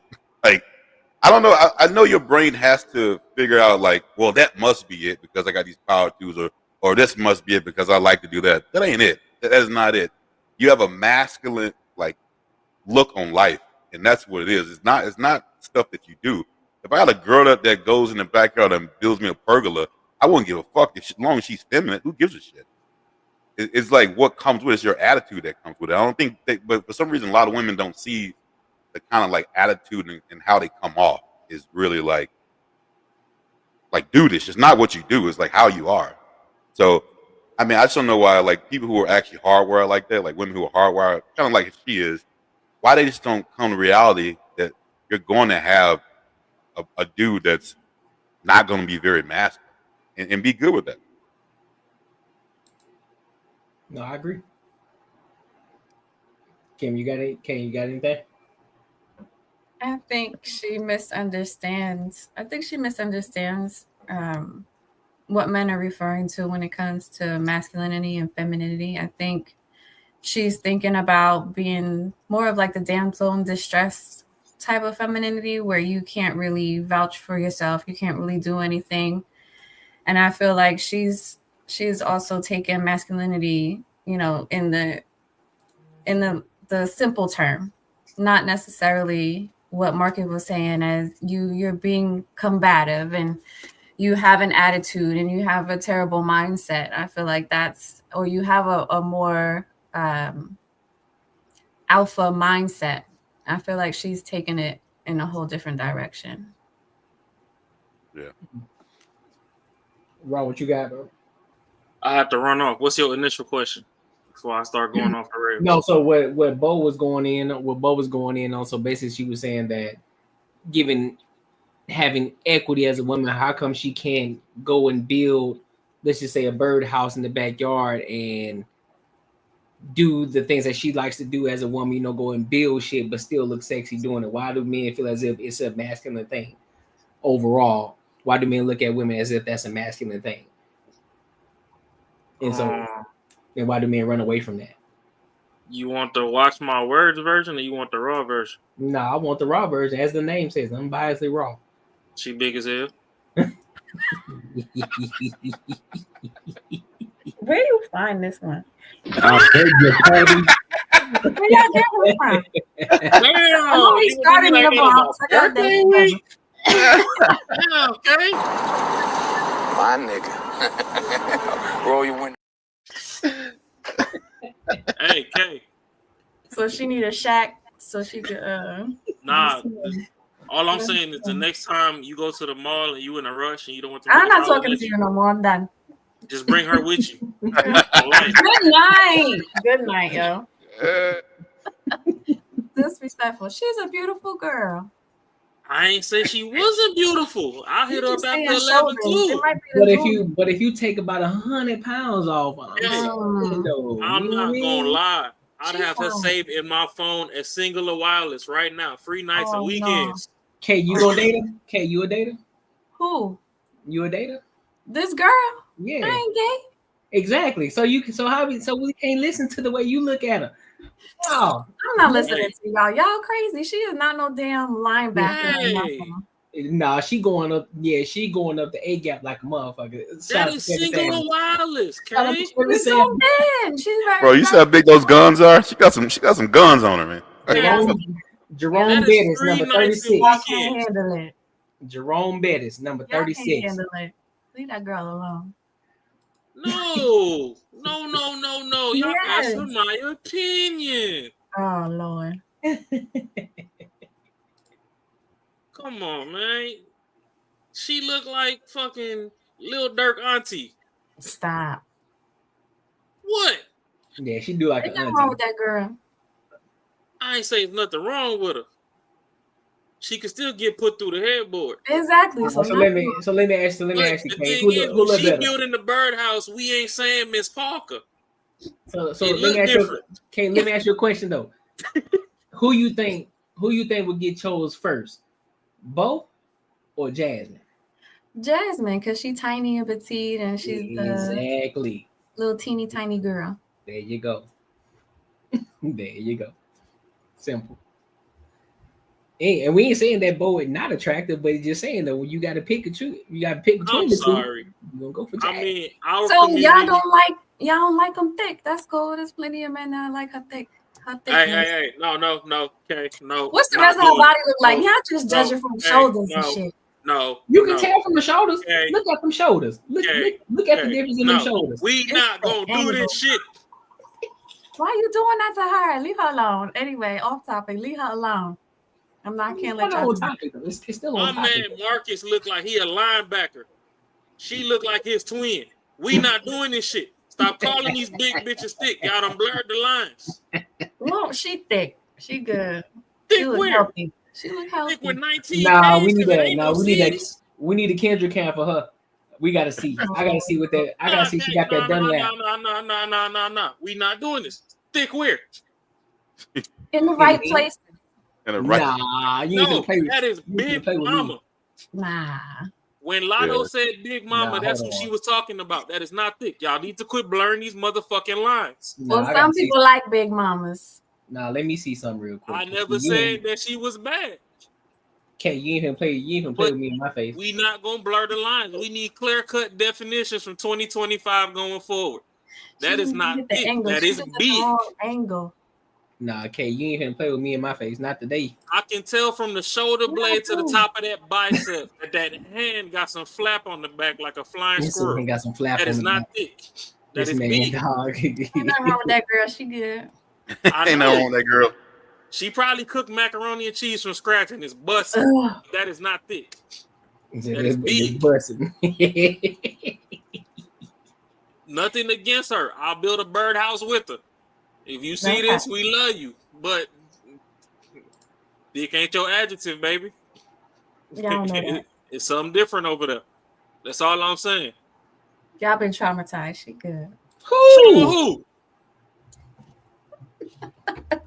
Also, I see you trolling right now. Drama. You know what, Kay? All right, I'm gonna get back in this cup of yak because you ain't gonna do me. Is that? Yeah. Hold on, let me see something. Oh shit. Yeah. Put Instagram up. Yeah, let me see something right here, big dog. Let's see something right quick. That's the Instagram. Yeah, that's the IG right here. That Yeah. ain't her. That ain't her. No, That go ain't back her. up. The one right above that one when she's stressed out. Yeah, click on that one. Nah, She gonna show you nothing. Nah, let's see. I'm trying to see if we can. Let's see if this is. Look at them little legs. Nah. Just round in the middle. She good. What you mean just round in the middle? That's rotund. I love you, but it look like before I get my hug, we gonna fight. We been fighting. It's cool. So you telling me when she take that dress out, you telling me she ain't got that Dunlap? She got a little something, but she. Okay, stop it. Them is drapes. Them is drapes. Stop it. No. Come on now. That's the cookout table. That's the curtain you put on the cookout table. So you don't see all the damn pans and pots under the table. Stop. No. I'm not. No, it's my She birthday look week. cute. I'm going super raw this time. No, we not doing it. We not blurring these lines. She is big, and big women need love too. And I'll give her that love. But we not gonna blur the lines and call her thick. It's a difference. It's an older picture too. She was smaller right there. Looked like she was younger too. Nah, this an older. Nah, that's an older picture. Shoulders. Nah, that's an older picture. You can tell. Mm. Let's see. Is that her? See, look at that. And Miss Parker, she good. Nah, that ain't it. Nah, She ain't that big. See? She ain't. That's not thick though. Yeah, that ain't thick at all. That is thick. How? In the stomach? The booty and all of that. No, okay. Give us your representation of thick. Put up. Mention the We not IG. debating this girl no more. We not. Mention the IG that we should pull up right now so we can see what your thick look like. Her. That ain't thick. It. That's obesity. Did you see that fupa? They got the fold on it. You ain't see no fupa. I know you lying to me. All right, we ain't taking this girl apart. Back to hold up. I just gotta see this. I just gotta go back to this one picture, and then we'll get back to the video. But we not tearing her apart. I love her. My bad, homie. Yeah, she cool. Yeah, she cool people. You know what I'm saying? But we just gotta keep it. We gotta keep it a stack. Hey, just like we was talking before when y'all was talking about Jay Raw over here with all the big people. This a big one I might take down. You know what I'm saying? But I'm not gonna blur the lines and say thick. That's not no. It's giving thick. Okay, I'm gonna fight you. I just call it out of shape. When we get these 1,000 subs and you pull up to this meetup to give back to appreciate community. That's an older. But here's the thing. That's an older video though. So let's make sure we got that in place. See, she look exactly the same. Because a lot of times, a lot of people when they overweight, they wear a lot of big clothes, so they ain't got to show their stomach. And that's perfectly fine. I'll rub the honey butter on her stomach and lick it off. But that's not thick. That is big. Stop blurring the definitions. We're not gonna do this, Kay. I'm not letting it down tonight. I'm not changing my words. I need to see what your thick look like. Give a representation of thick. It's right there. I don't understand why you keep asking me that. So thick is full titties, flat stomach with a nice waist. I ain't talking about no muffin top hanging over the top of your jeans, a booty and some nice hips. Mm-hmm. She got all that. Once you jump through any of them proportions, what a flat stomach is? Well, I'm trying to find out. It's smaller than the rest of it, so it evens out. Okay, I ain't got time for you. Well, that's not. She can't be doing no. You know what I'm saying? She a real woman. No. We not you have to have a flat stomach, goddamn. Let's get into it, bro. Do this. Let's get into it, bro. We're not doing it. Let's get into it. All right. Thank you for that. I have 2 or 3 points I think that could be very helpful with this. Number one, you and Jasmine, are y'all outside of you two being equal in terms of being human beings, like in terms of value? Are you two equal? No, right? So if you're not equal with another woman, you're not equal with another man. And I'm not equal with Darwin outside of the fact that our equality starts and stops, believe it or not, with our humanity.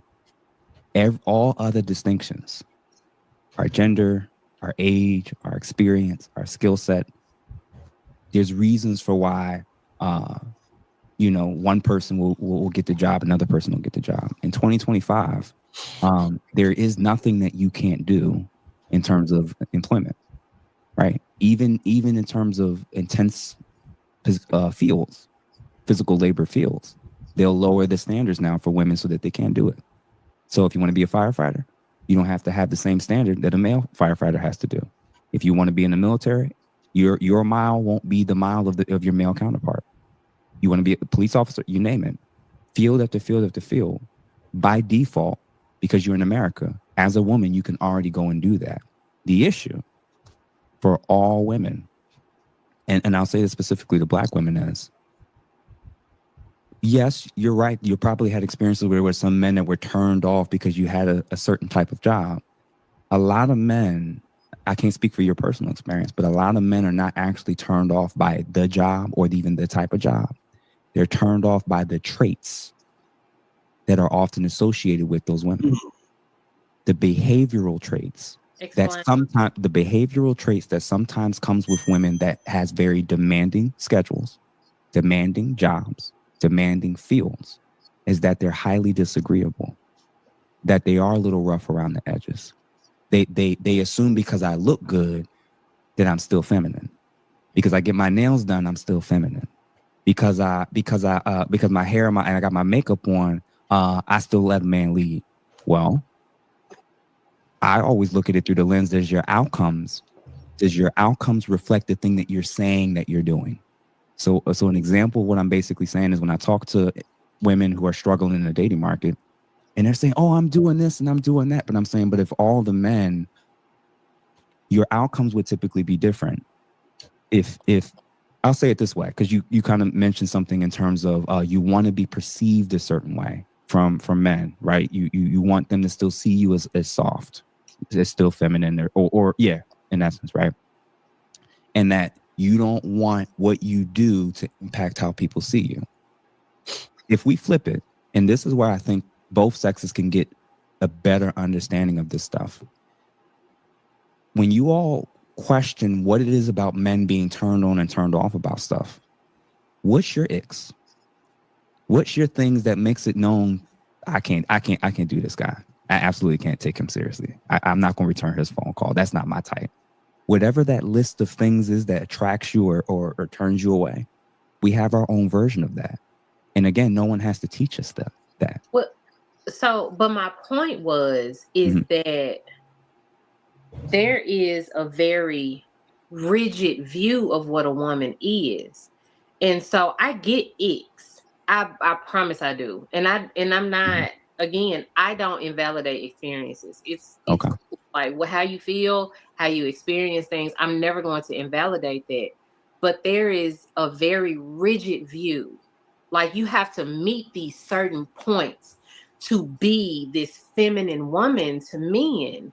And for me, and the other women can agree or disagree, but for me, the ick normally is that rigidity and all of the things that come with it.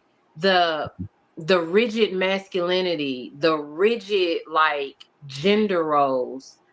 Why is it rigid? I don't like because it can never be anything else but what you all see it as, right? Like you're not allowing people to just be people. Like women are not these bullet point things. You cannot list what a feminine woman is because it looks different.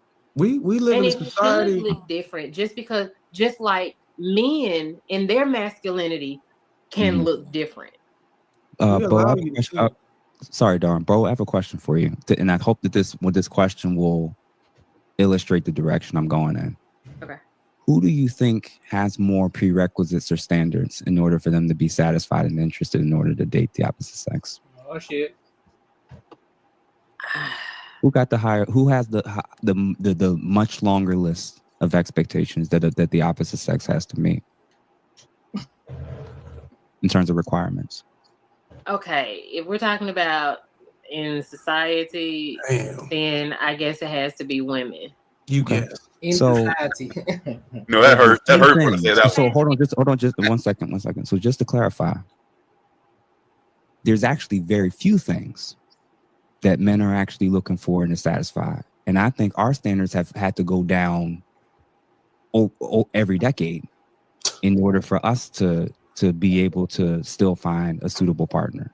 Not mine. So what I'm suggesting is rather than trying to demonize women with their lengthy list of prerequisites. So for instance, if you feel like you don't want men to be so rigid with their viewpoints, I'm not going to shame women that want a man that's taller than them. I'm never going to shame women that want a man that's not weaker than them. I'm never going to shame women that don't want to be with men that they don't feel safe with and that he feel like that he can't protect them. So rather than being like, well, you just need to change that. No, that's what you can't go through 10,000 years of evolutionary biology and know that who you are and how you've been shaped to be. There's actually certain natural inclinations of what no one had to teach you that you may have felt safer with a man that you weren't looking down on. That's just hardwired in you. So remember when I mentioned about that blank slate theory thing? A blank slate theorist will have issues with the opposite sex's stances of what they're attracted to that they feel they're not measuring up to. So when you hear these men that's going off and complaining about women this and women that, evolutionary biology is learning about, in order for you to not be a genetic dead end as a man, you have to adapt to what women want. You don't get to dictate what it is that women are attracted to or what they want. What they want is what they want, and they're not going to settle.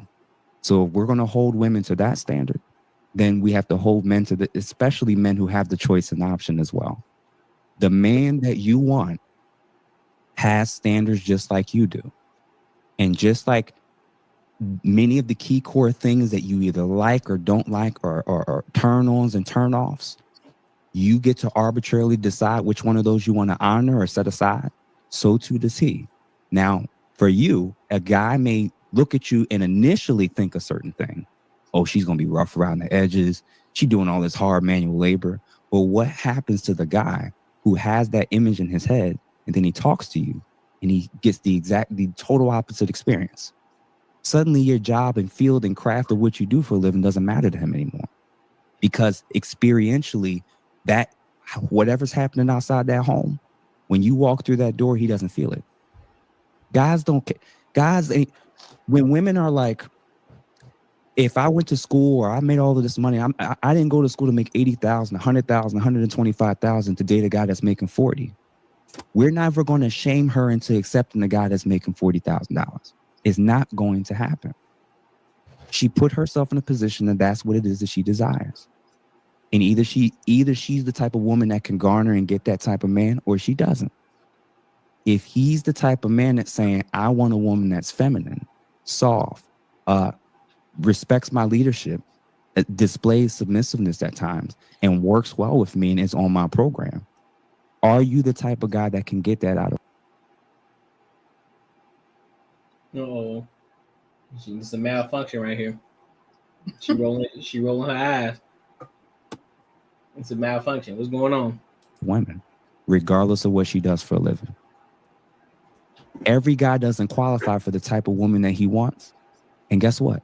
Every single woman doesn't qualify for the type of man that she thinks she wants. Right. We have to learn how to adjust to the sex we're saying we want. What we're doing as in dating, communication. This is a great, to me, I think this is a really cool analogy. Imagine going for a job interview. You get there, you sit down, you're late, you in your pajamas, and you slide over your resume, and it's a whole bunch of irrelevant stuff that has nothing to do with the job position that you want. And as the person's trying to ask you questions, you're talking about how much you want to make and what your hours is going to be, and they're saying, well, this is what our salary is, and this is the prerequisites of what we're looking for in experience, and this is what we'd be willing to pay you, and this will be the schedule. And you say, yeah, I don't like any of this. I want way more money. You say in 5 days, I'll do 2 days. One of those days is going to be virtual. You just making up your own rules. What's the likelihood of you filling that job position? Are you getting picked? Less than slim to none. Men have, each man, if there's different types of men, there's usually general attraction triggers of what most men want. And the men that are of demand, their standards are even higher. So I'll give you an example on my end. When I was younger and I was chasing after and thirsty and trying to, shoot my shot, and I'm sending flowers and doing all this stuff. And sometimes it worked and sometimes it didn't. I said, man, this is a hell of a lot of effort. By the time I got to 30, things were a little bit different. And when I was on a dating app, I was a BLK Black. I flew to Atlanta for 2-hour layover, and then I flew to Chicago and landed. When I flew to Atlanta, 2 hours, turned my phone on real quick, turned it back off, didn't check the app, got to Chicago. The 2 hours I was in Atlanta to the half hours I was in Chicago till I got in my cousin's car when she picked me up from the airport. It was 72 to 74 women that had matched with me or initiated contact with me after 2 hours in 2 different cities. You don't get to dictate anything to me. The other 69 women, I can choose. That's the dating market. So if you are if there's nothing else I'm going to say tonight that's going to be helpful, if we understand the opposite sex better, we'll move different. In the global dating market, we ain't worried about America. In the global dating market, in terms of desirability, it's white men at the top. It's black men number 2. It's Hispanic men number 3 and Asian men number 4. In terms of desirability, in terms of all the data and stats that they're collecting in terms of marriages, in terms of sex, access to sex, and the dating app data. Black men are second. Mm-hmm. Asian men are last. Mm-hmm. Asian women don't want Asian men in mass. Mm-hmm. On the flip side, depending on the stat, depending on the data, number 1 is either Asian women or white women, depending on the study. And then number 3 is Hispanic women. And then last is black women. You just crucified yourself. It's not crucified, and I'll tell you why. The reason why I'm saying it in that way and breaking it down in that way is a lot of this animosity that we're having with each other, black men and black women in this country. Africans don't see us as a part of their tribe. Jamaicans don't see us as a part of their tribe. Stats. There are no other groups that do. So if globally you are the least desired, and even the other black people, even if the other black people come here, they will look at you different, and they'll still treat you a little bit different. And it takes you a while to kind of warm up, and they'll be honest and say, you know, when I first came here, my parents said not to deal with the black Americans. I've heard that they have told me this. Who else are you going to listen to in terms of whatever it is that's causing you to be at the bottom of the totem pole of desirability than a black man looking you in your face and saying, this is what I need to feel loved.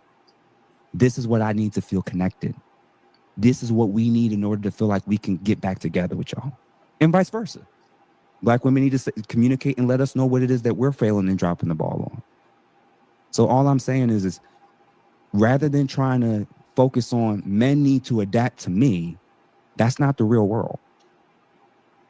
If you want the job, if you want the position, you need to fill the prerequisites. If the prerequisites are softness, feminine, non-argumentative, more agreeable, either you want to be that or not. And if you were like, well, I don't want to do all of that stuff to get with a man, you're going to end up with the man that most women don't want and other men don't respect. The man that has respect has standards. And hold on. Boeing, are you fact checking him right now? All right. So what are y'all thoughts? I'm gonna let Kay go first. I think it's very disheartening to hear again that Black women are not good enough in another instance, because we have always had to work the hardest at so many things and stand up for so many things and be proud of ourselves no matter what challenges we face. And we face the most challenges, obviously, even down to when it comes to love. And I think that is where the disconnect is for a lot of Black women, because we've had to learn to be strong, and we had to learn to overcome, and we had to learn to fight at work and fight at home and fight in the streets and fight in every aspect of almost all of our lives. We've had to fight to be who we are, and we became the way that we are. And we had to be strong, because if you're weak, you get, you fail at a lot of things. You don't get a chance to accomplish a lot of things. And I think that's the biggest disconnect when it comes to Black women, outside of us not having a lot of guidance and direction because of the broken homes, because of the trauma that our mothers and grandmothers have gone through. And so a lot of us are lost out here. So I think it's very hard for a lot of Black women who are like Bo to accept that we are where we are, and that, yeah, we do have to change, unfortunately, to be able to have a man, to be able to accommodate what they're looking for. And I think that's the biggest roadblock between Black women and understanding this. It hurts to know that Black men would rather go to another race because of all the shit that they've experienced with us, but we are the way that we are because of what we experienced with them. And it's a terrible back and forth. And it's horrible to hear that they're number two, and obviously, you know, they're choosing other options, and we still have our women learning how to twerk every 5 seconds on Instagram, on the social media, on TV, in the streets. Like, it's just so much of a disconnect. It's very disheartening to understand that. And then it's even harder to change who you are to fit that mold again. Mm-hmm. So I understand why she has all these faces and why she's not really listening. And because she's trying to protect herself and she's trying to protect Black women, because that's how we always had to be. But she does have to open her mind, because he's not wrong at all. And I think that's going to take several generations for us to get there, and we'd have to get out of this swamp that we've been bred in. Marcus, what you got? Yeah. Well, I mean, I hear what you're saying, Kim. I'm going to disagree on the reason, but I hear what you're talking about. So my thing is, I mean, us as people in general, I mean, I wouldn't even say it's a Black thing. We all go through a lot of shit, and to get to where we got to go. I just don't think men harbor it a lot. I think a lot of times women think they have to be a certain kind of way to get like the respect that they think they, I wouldn't even say deserve, but just it's just kind of like you come off a certain kind of way because you think maybe you're at this certain level in your life or whatever it may be, and you just have this certain sort of wall up, and it's almost like you have to go above and beyond to get over this wall, because I have done so much shit, and you know the list goes up on and on and on and on. We like I said, if you think about a relationship, you know you're both adults, you both have to work, you both go through the same shit at work, whatever you gotta do. But I think the problem is we just gotta kind of get over that, you know, like it's like a competition kind of thing. I think I get more of, hey, we got to work together to do this. It's almost like this. Like I kind of use it almost a little bit, or I kind of think of it the same way. A lot of women like this. Like my mother would do shit like this. She'd be like, hey, go to the store and get me Jiffy cornbread. The one you have to go to the one. It'd be like 20 miles away from the house. I'll just go to one across the street. Say, nope, go to the one that's over there. That one's better. I'm like, it's in a box. It's still the same. I can just go across the street. Nope, I told you to do that. You got to go over there because I told you to do it. It's almost like a kind of situation where I know the best. I've been through life. I've been through all this. You need to listen to me, show me the respect. Even though if you say, hey, that just don't make no damn sense, okay? Like, you just don't want to, a lot of times women just don't want to listen to it. And then what I hear from a lot of other cultures, they're okay with listening to, you know, if there's any sort of situation, they respect your opinion a lot more. And like I said, again, it's not like it's not a competition. It's just a lot of times, like I feel like a lot of women are just wired a certain kind of way, and just got to get away from it. It's not a competition. Hey, we're here to help each other out. And that's culture, right? Because Spanish women, they're taught to cater to their men. Most women in other cultures are taught to cater to their men. And we were taught to be independent. We were taught not to rely on them. We were taught that Black men ain't shit. We were taught that they're going to do whatever they want to do. So we were given this stipulation. But it's easy to break that. Makes it harder. It's not easy. It is okay. Change people's minds. You can't change people's attitudes overnight. Not if you're older, but like for your next generation, it's very easy to change. If you have the right mentality, you can teach them. Yeah. Yeah. I think it's something that we need to start preaching more, that they need to change, because you'll get a lot of people say it's like in our DNA, we can't change it. And I'm gonna have to call bullshit on that, because I know multiple people, white couples who have adopted, you know, Black kids from other places, and now, you know, the kids are like 10, and you know what I'm saying. Hey, they don't act like what you think they would act like. So it's definitely easy to change depending on your environment, whoever you're around, who's teaching you. But I just still think, even as an older person, even it's like I'm telling you, I have a victim mentality. Like I live with a victim mentality, 100%, and I have to fight that shit all the time. I'm telling you, and it's one of those things. It feels so good to be a victim. Beg your pardon. It feels so good to be a victim sometimes. I'm telling you, like I can go through shit at work, and I'll be like, man, they just fucking with me, type of shit. Like, like, hey, like, it's just all kinds of shit. And I have to think, I have to step back a little bit and be like, yo, bro, whatever the case may be, did you show up on time today? No, but it still don't matter. Anthony didn't show up on time either. So, like, in my mind, I'm like, yo, I'm justified. I was earlier than he was. And a lot of times I gotta fight that shit. So I'm if you understand like what the problem is, it is I wouldn't say it's easy, but it's definitely you can change it. You can start making like things to make that move forward. What you got, Raw? Shit, I ain't got nothing. They ain't trying to hear nothing, so hell I look like wasting my damn time. Disrespectful. Okay. All night with this. You not gonna do me, all right? Mm-hmm. No, honestly, this whole new world, everybody just fucking bitch made. Everybody's scared to fucking have their own fucking bag of mistakes. So everybody want to live the last person's reality, and I don't get it. Like,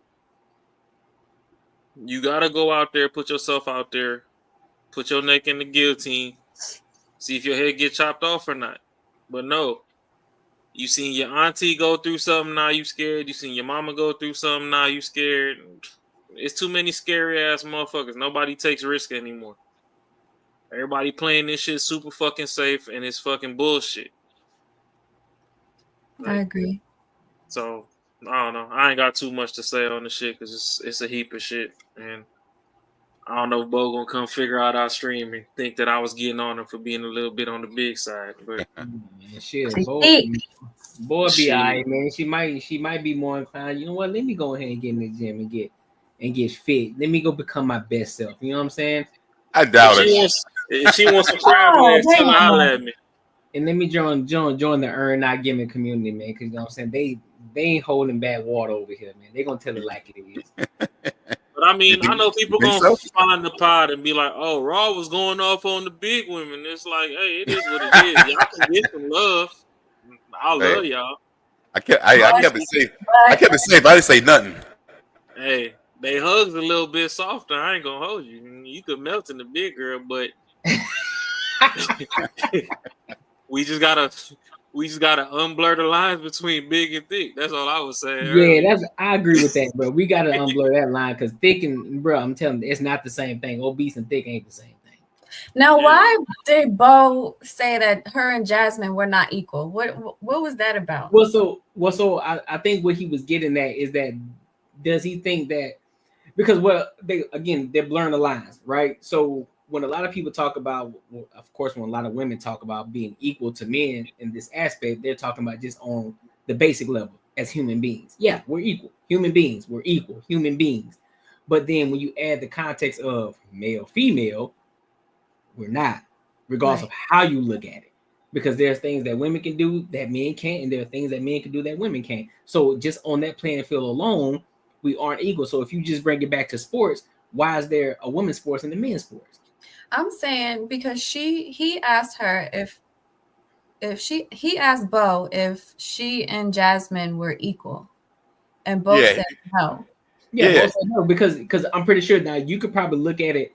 Bo probably in her mind. Now I could be wrong, and she can if she see this video, she may say like, no, I was looking at it from this point. But how I'm looking at it is Bo probably looking at it as I think I'm better than her. I think I'm on a different level. I think I'm on a different level than she is. Or I could be wrong, or she probably believes that Jasmine's on a level that's better than her. And she don't believe that they're equal. She don't believe that they are the same. But women always say men, and especially in your relationship, that you're equal and everything's equal together. I think what he's trying to say was because women give other women hella compliments, and they look at real shit that they're good at, and they look at shit that they're not good at, and they work. So if you try to compare it to a woman, she's gonna be like, no, we're not the same because she's better than me than this, and she's better than me, but I'm better than her than this. But you tell her about a man, no, you guys are equal. Yeah, so that's why he was just trying to give her an equivalent, so that way, instead of her comparing herself to a man, she compares herself to a woman, so that way he can make the equivalence. Like, okay, so if you think that you and her aren't equivalent, what makes you think that you're equivalent to a man? I got that part. I just wanted to know the thought process behind it. Like, she got more money. Like, what is she factoring it on? But I guess we won't know. Could be based off of how she's presenting herself right now. Look at the two. Mm-hmm. If you look at how Jasmine look, look at how Bo look. Or you can say, look at how Jasmine look at how LaShia look. Because you can ask any man, he's not equal to another man. I mean, he's okay, yeah. He said that too. He said the same thing. He said, look, do you think that the guy who was talking, he said, do I look like, could you say that me and Darwin are equal to each other? And they said no, like we aren't equal to each other. But he didn't say who was better, who was better, or whatever the case. But he said, no, we ain't equal to each other. Because I'm pretty sure from the looks of it, Darwin probably taller than Ass Brother Podcast, or the fact that Ass Brother Podcast is more presentable looking in this particular picture than Darwin is. So there are many different factors and that comes into it. And then most people know subconsciously anyway. Like, look, most men, most women know you can look at a motherfucker like, yeah, nigga, I probably ain't on that level yet. So I gotta work to get to that level. But they ain't gonna tell you outright. Yeah. Hey, so Kim, would you say, like, anyone you've been in a relationship with, would you say that you're probably, if you weren't equal, you're it's a yes or no. I mean, you gotta really say it. I mean, you gotta go real deep into it. Do you think you're on the same level as any dudes you've dated, or were you higher? I feel like I'm gonna plead the fifth. Okay, so that means you're higher. I got you. See, exactly. You think the same way. Yeah, they drink that, plead the fifth, and then drink some water. Like, yeah, I definitely. Like, I don't want the internet to know how I really am. Oh, all right, we not gonna bully her. Look at you standing up for me. Thank you. No. You're disappeared. Ain't nobody bullying Kay. She know what time it is. I know I'm toxic, but I take care of my people now. When you in. It's the folks stuck on the outside. Listen, everybody on this panel gonna protect Kay. That's a fact.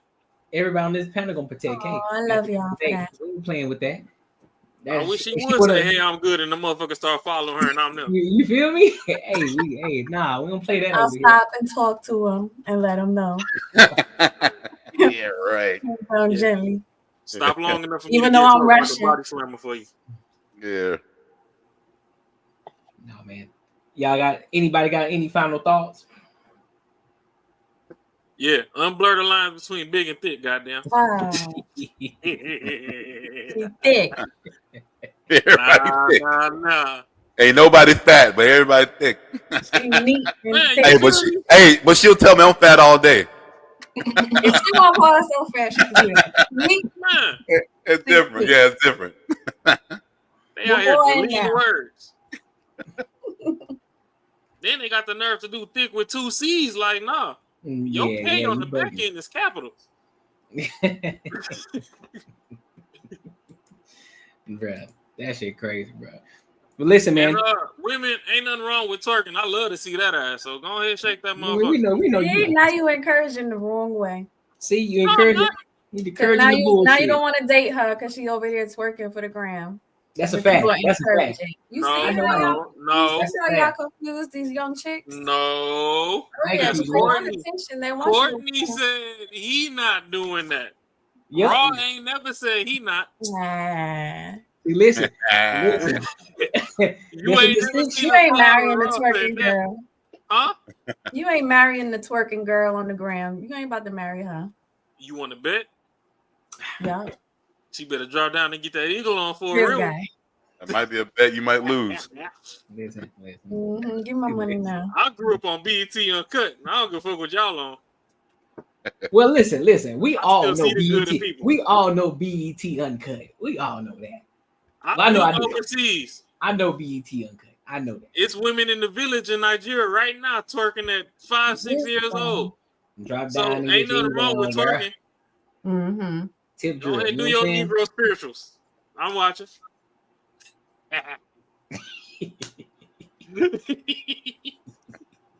But not if you thick, though, right? That's a difference. Big, okay? That's a Thick difference. is different. It's a lot of thick women Let me give you an example of thick. Look at the volleyball player. That's thick. Oh, my mama, the Brazilian volleyball team in the Olympics, I'll be locked in. That's thick. Muscular. Huh? That's muscular. Nah, that's different. That They thing got their like this. muscles. Them. When they body, they stomachs like this, and then you got that thing back there, you go like this. You like, ooh, Hey, that's I know different. you be on your old 23andMe, but Good night, yo. but you see, like Cooking with Kaya, that's why she blew up so fast. Mhm. She thick. That's thick. Skinny. Nah, that ain't skinny. That's thick. Skinny is Coi Leray. No, she tiny. Yeah, that's skinny. That's way. You see, this the problem. Y'all women scale be the fuck off. So now Coi Leray is tiny. Did you see when she twerk? That motherfucker fall off the bone when she twerk. She's like a little 12-year-old tiny. She had a baby with Trippie Redd, so I broke up with her. But that motherfucking booty fall off the bone when she shake it. So no, that's slim thick right there. Everyone accepted. Cooking with Kaya is like what the text. So 90s definition textbook thick was Cooking with Kaya. Yes. Then motherfuckers started going to brunch and fucking crab boils too goddamn much, and now y'all done call both thick. But no, that's big, and we ain't got no beef with big women. I told you. I put some honey butter on her belly right now with some cinnamon to lick it off. Honey butter. I gotta take her to brunch. She gonna be my favorite wet suppressor, but hey, say that again. That is big, not thick. So all I'm saying is, let's get these definitions back in order.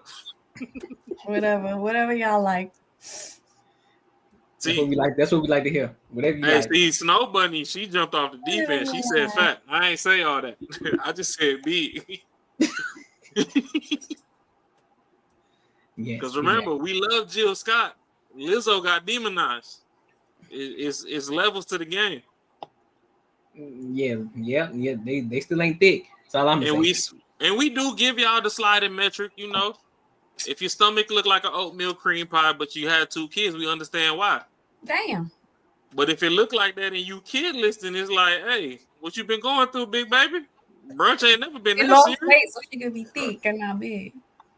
Hey, yeah, I don't know. We're about to tear up women now. Knock it off. I'm not tearing them up. I mean, shit. Well, it depends. What hotel are we at? I'll tear them up a different way.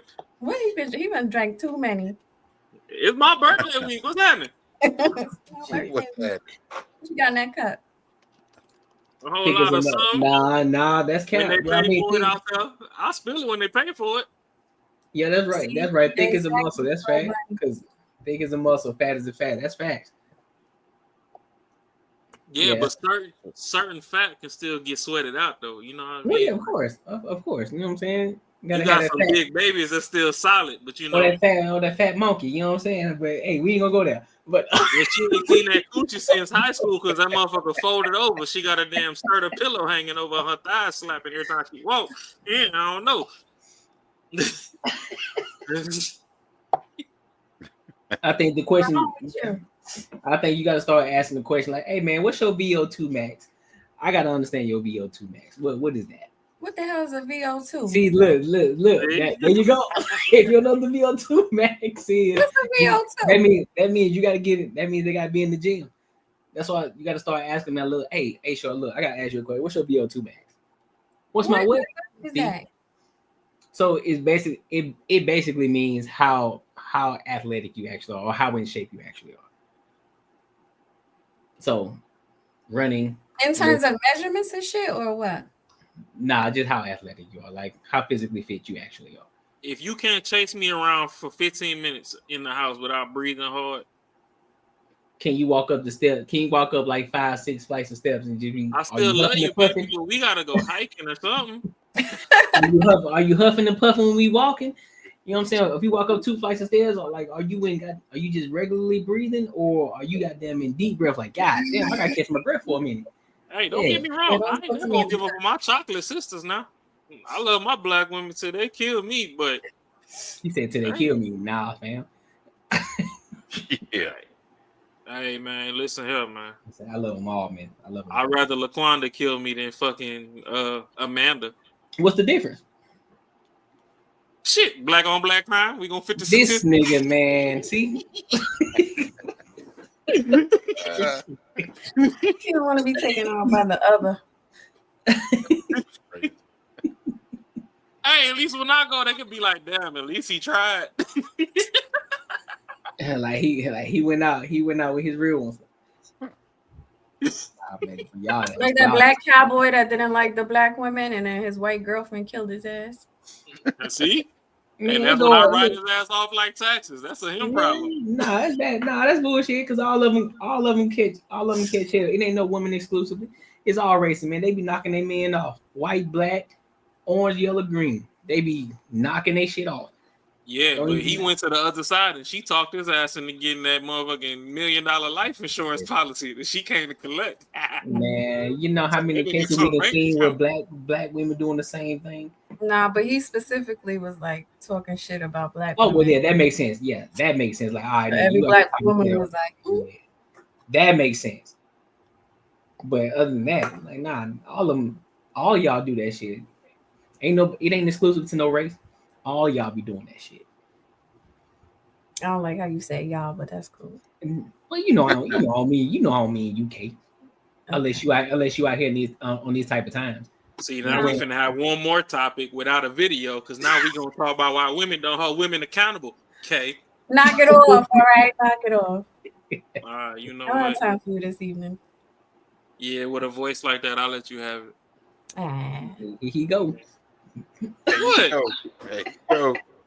Hey, now. This is a prime example of when women are in their femininity. We let them rock. Terrible. Type shit. She in her soft era, she hit me with a nice little voice. You know what I mean? You got it. You know what I'm saying? Did a little fucking lifestyle. You know what I'm saying? I see you. Exactly. I see you, Kate. Yeah, it's time for bed. Y'all gotta go night. Yeah, with a smile like that, I'm finna dream nice. No, here he go. Yep, there it is. There it is. Hey, listen, I know what time it is.